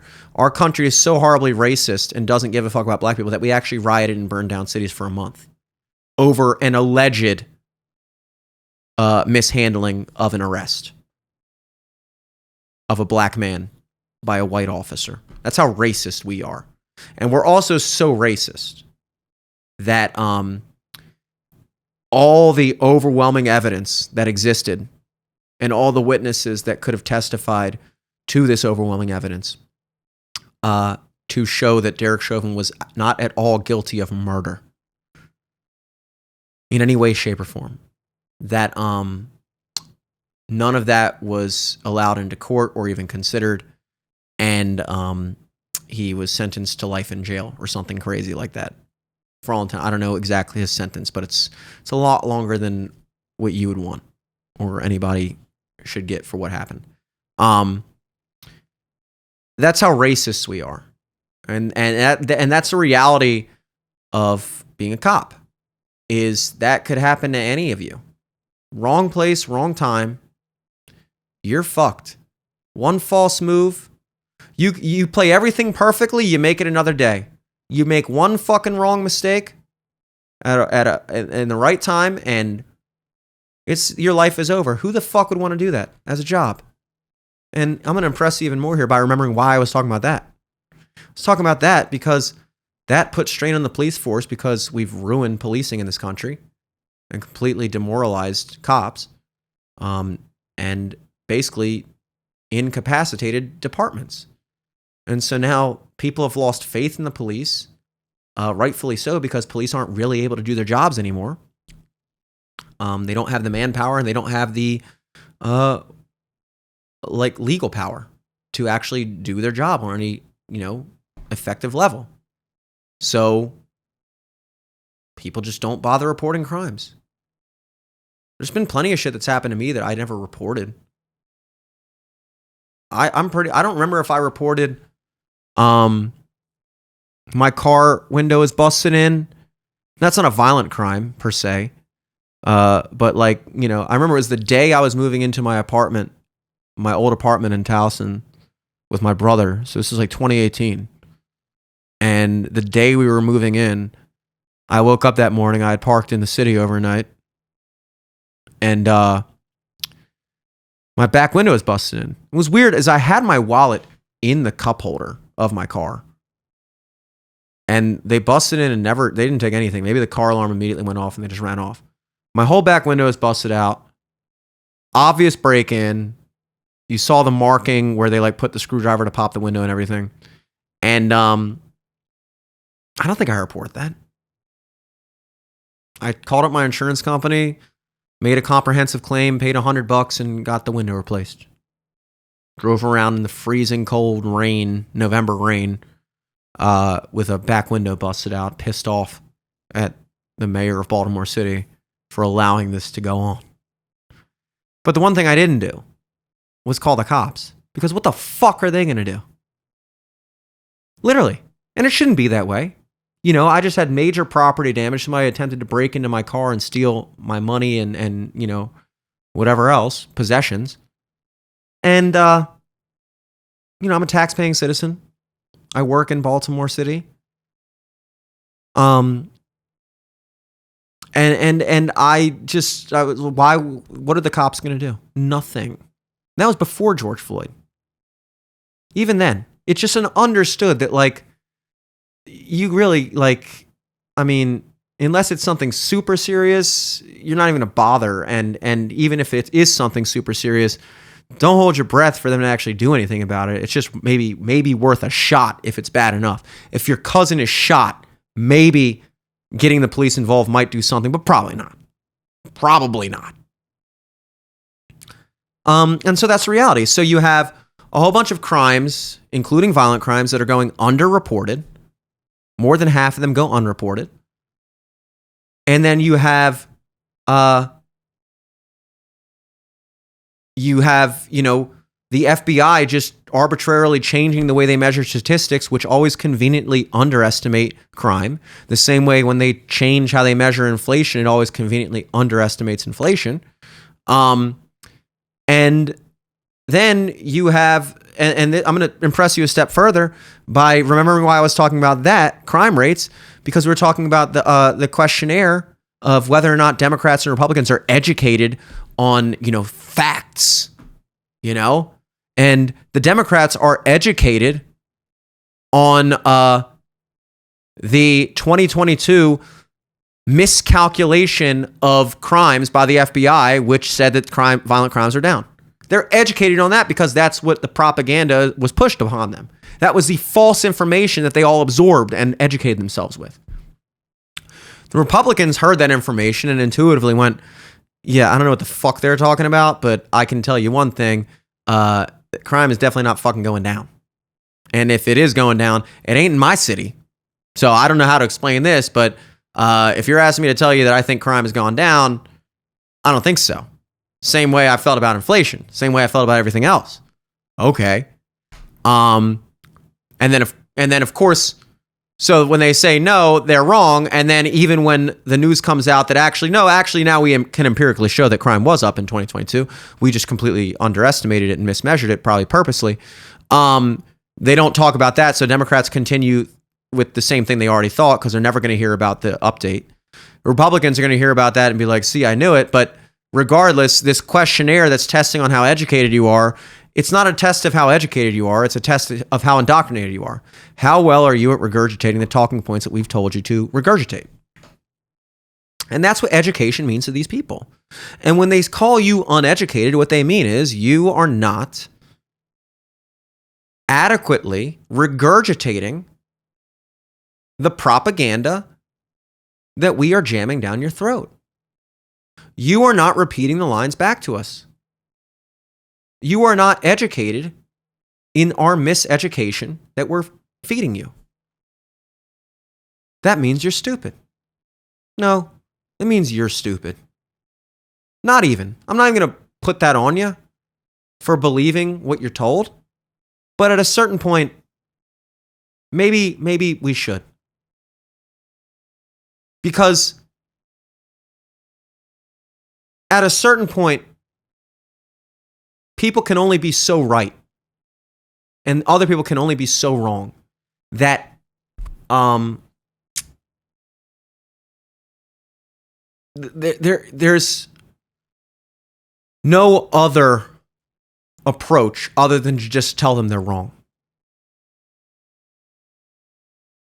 You can try to have a civil discussion. And look, this is what's interesting about this is because one of the main themes you'll find is that what the Democrats do is what the left does in general is they accuse you of what they're doing. It's projection. They project onto you exactly what they're doing. They install a major party nominee for their party, Kamala Harris, to take over for Biden with 0 Democratic votes whatsoever. And then they tell you that she is the candidate for democracy. And Trump, the person who's been elected 3 separate election cycles for the past 8 years to be the representative of the Republican Party, has received more votes for president than any other presidential candidate in history. He is the anti-democratic candidate. He's the person who's he's a threat to our democracy. The person who didn't receive a single fucking, what's it called? Starts with a D. Delegate for nomination of the Democrat Party. That's the democracy candidate, Kamala Harris, the person none of you voted for. So they're accusing Trump of being what their candidate is. Their candidate had obvious cognitive decline throughout the entirety of his presidency, which did not become mainstream accepted until the debate versus Trump over the summer. And at that point, it became unavoidable for Republicans and Democrats, and they ousted him. And then immediately, the narrative shifted to, Trump is old and has cognitive decline. See, they couldn't use that line when it was Trump versus Biden because Biden is older than Trump. And Biden also actually was in a state of cognitive decline. But once Biden was out, they immediately took all the correct accusations and observations that pertain to Biden him being too old, which being old is not a number thing necessarily. But if your age is the cause of your cognitive decline and you're in cognitive decline because you're old, then yeah, you're probably too old. Trump is slightly younger than Biden and is perfectly mentally sharp, and he's not too old.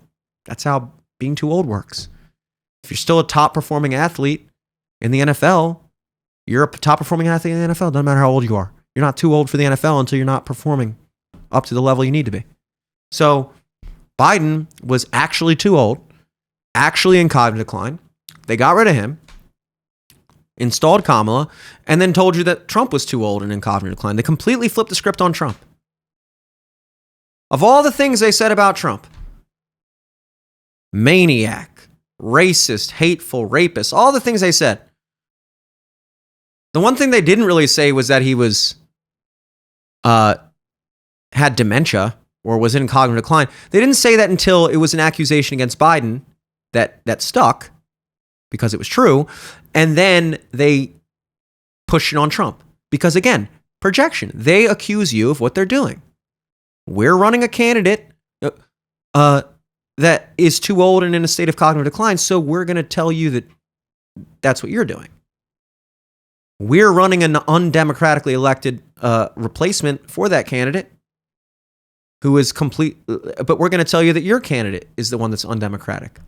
We're prosecuting our political opponents through, shifty show trials and changing the laws and trying to, put our opposition in jail. And we're going to tell you that that's what Trump wants to do.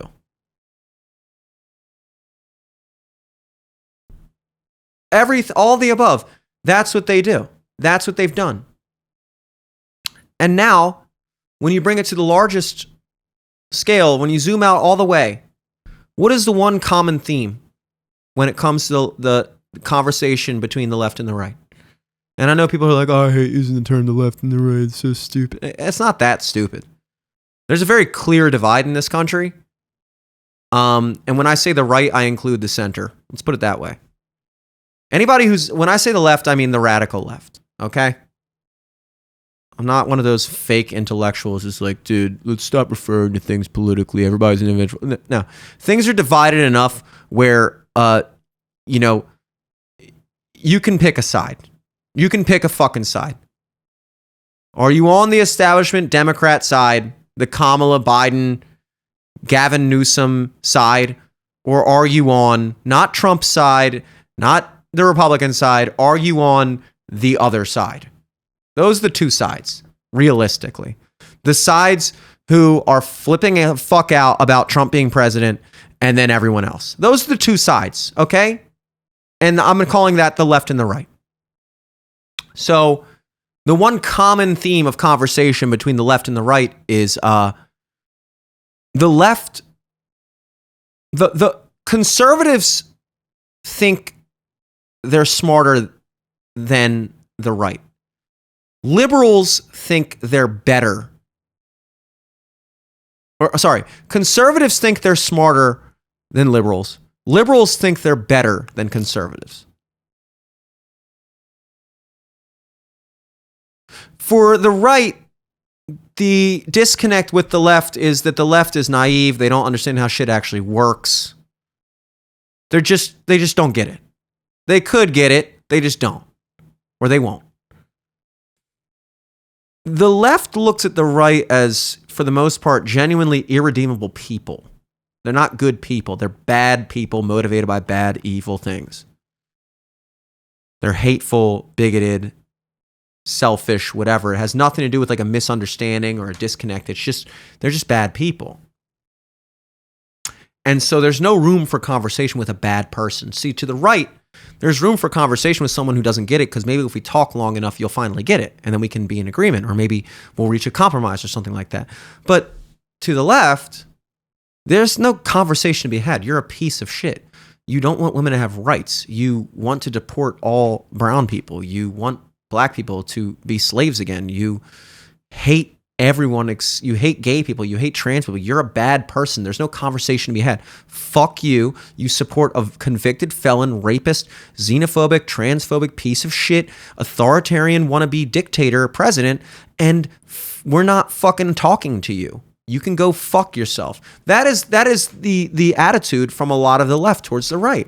And when you have that attitude, there's no room for conversation. There's no discussion to be had. It's just, you're fucking wrong. You're just wrong. You're bad and you're wrong. That is where a lot of the left has regressed to. And remember, we talk about they accuse you of everything they're doing, projection. If it weren't for projection, gaslighting, and outright lying, the DNC would have nothing. Okay? So they're projecting onto the right that the right is the group of people that are so far just fucking wrong about everything, that are just based entirely on lies, that there's no conversation to be had, and we're not going to have that conversation with you. You're just fucking wrong. Shut the fuck up. Fuck you. But they're projecting. What do I mean by that? What I mean by that is, like I said earlier, there comes a time when if everything you say is a fucking lie, if every story you pitch about Trump with the bloodbath thing and some fucking wacko lunatic accusing him of sexual assault in a fucking department store and all this, and then, him, some clerical error with his paperwork about Stormy Daniels, and that gives him 34 felony counts because you changed the statute of limitations, and all this shit, and all of it is a lie. All of it is a fucking lie. He's a fucking white supremacist dictator, but yet, you watch the footage of him at that dinner, the Al Smith, whatever the fuck it was called, some Catholic dinner that is like apparently a big thing for election. Both candidates usually go, and it's like comedians and they tell jokes and it's whatever. Kamala didn't go, which is like a big deal to some people. Not to me. I didn't give a fuck. I don't even fucking know what they're talking about. But regardless, Trump did go. And who else is there? Oh, Chuck Schumer's there, Jim Gaffigan's there, all these celebrities and comedians and other Democrat and Republican politicians, and they're all drinking wine and eating dinner and getting along and laughing at each other's jokes. Chuck Schumer, the leader of the Democrat Party, sitting right next to Trump while Trump's delivering his speech and jokes and everything, and Tim Walz is, or not Tim Walz, he probably wasn't there, but you get the point. All these Democrat and Republican leaders sitting together and laughing together, Trump's telling jokes, and you're, oh wait, I thought, wasn't Chuck Schumer the same guy who told us that Trump is trying to steal our democracy and will never relinquish power and wants to become an authoritarian dictator and says that there'll be a bloodbath in the streets if he doesn't win, and he's a rapist and he's racist, like all those things, but yet you're palling around with him at this fucking dinner and you go, oh my God. I mean, obviously, anyone who knows anything knows that obviously that's bullshit. But even if you didn't know that, how do you watch that and think, oh, well, yeah. Well, of course, the Democrats truly believe that Trump is an evil dictator. But, I mean, it doesn't mean they can't, have a couple laughs over a glass of wine at a nice dinner. What's wrong with that? Yeah, sure, Hitler killed 6 million Jews, but I'm still going to fucking share a steak with him. What are you talking about? You obviously don't believe the shit you're saying. Behind closed doors, and not even behind closed doors, when you're not actively in character, when you're just enjoying yourself, not being a politician, just being a dude at dinner, hanging out, you're all fucking none of this is real. It's all a lie. You're lying. You don't actually think Trump is an evil fucking dictator. You don't. And if you did, this is definitely not any way to fucking associate with one. I don't know what the fuck you think you're doing if you actually believe what you're saying, but the amazing reality is, the obvious reality is you don't believe what you're saying. So everything you say is a lie. All the allegations against Trump, all the defamation, character assassination, actual assassination attempts, all of that is bullshit. And at what point does someone who doesn't follow along with that shit just sit back and go, you know what? I can't even fucking talk to you. Not that I won't talk to you, but like you're looking at me saying I won't talk to you. So you won't talk to me. You won't talk to me because you can't believe me and I would vote this way. Well, you know what? I can't even fucking talk to you. I will. I'm not going to be the person that tells you don't come to fucking Thanksgiving. I'm not going to be the person that cuts you out of my social life. I'm not going to be the person whining and crying all over fucking social media. But I don't know if there's any, if we don't exist in the same reality, then I don't know what conversation we can have. And what's frustrating is it's clearly you that objectively lives in the non-real reality. Given that every fucking thing you've cited as your sources of reality are fake and phony. It's like trying to have a conversation with someone who doesn't speak the same language as you. It doesn't even matter what you're saying. No, nothing is getting across. We don't live in the same fucking universe at a certain point if you're that immersed in that fucking simulation. We just don't. And I'm sure people could say the same thing about me. Oh, you're the one living in a simulation. You're the one that's wrong. No, everything. You point out to me objectively at any point during this fucking almost 4-hour long podcast, anything I said that was objectively not true? Fine. Look, I've been talking for a long time. I'm sure I've said a couple things that aren't perfectly true. I bet you my batting average is pretty high, though. I bet you it's a lot higher than the average Kamala voter. I bet you. I bet you the reality of the world that I just painted and the reality of the electorate in America and the state of this nation at this very moment is a lot more accurate than it was inaccurate. I guarantee you that. I don't think I'm living in a fucking simulation here. I think I'm pretty much in tune with what's going on. I'm feeling it. I'm here. I would have legitimately been shocked if Trump lost. That's how certain I was. That's how unsurprised I was when he won. I was happy. I was thrilled. I was, as I said earlier, rejuvenated. I was not surprised. I think that they saw it coming. They're not questioning it. But some of the more radical ones are, blah, blah, blah. And it's like, you've given me no reason to not question. You've given me no reason to not question the results of the 2020 election. I tried to rein it in. We all tried to rein it in. Mainstream Republicans, mainstream conservatives. It's a taboo even in right-leaning circles to seriously entertain that the election was stolen. It's a back porch conversation with your family. You know, you feel even kind of weird bringing it up to your friends. Everybody kind of keeps it close to the chest. That's how they've gaslit us about that. Well, you know what? I think you motherfuckers stole it. I think you fucking stole it. I think that this election this time around looks a lot like what it would have looked like in 2020 if you didn't cheat. And I think you wound up fucking yourself over more than you know.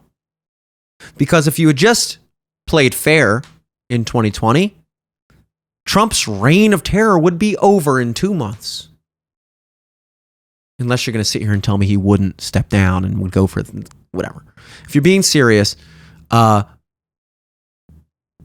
be done with Trump forever in 2 months. But instead, it's just getting started. Folks, live from the studio, I'm Jimmy Selesky. Till next time, peace.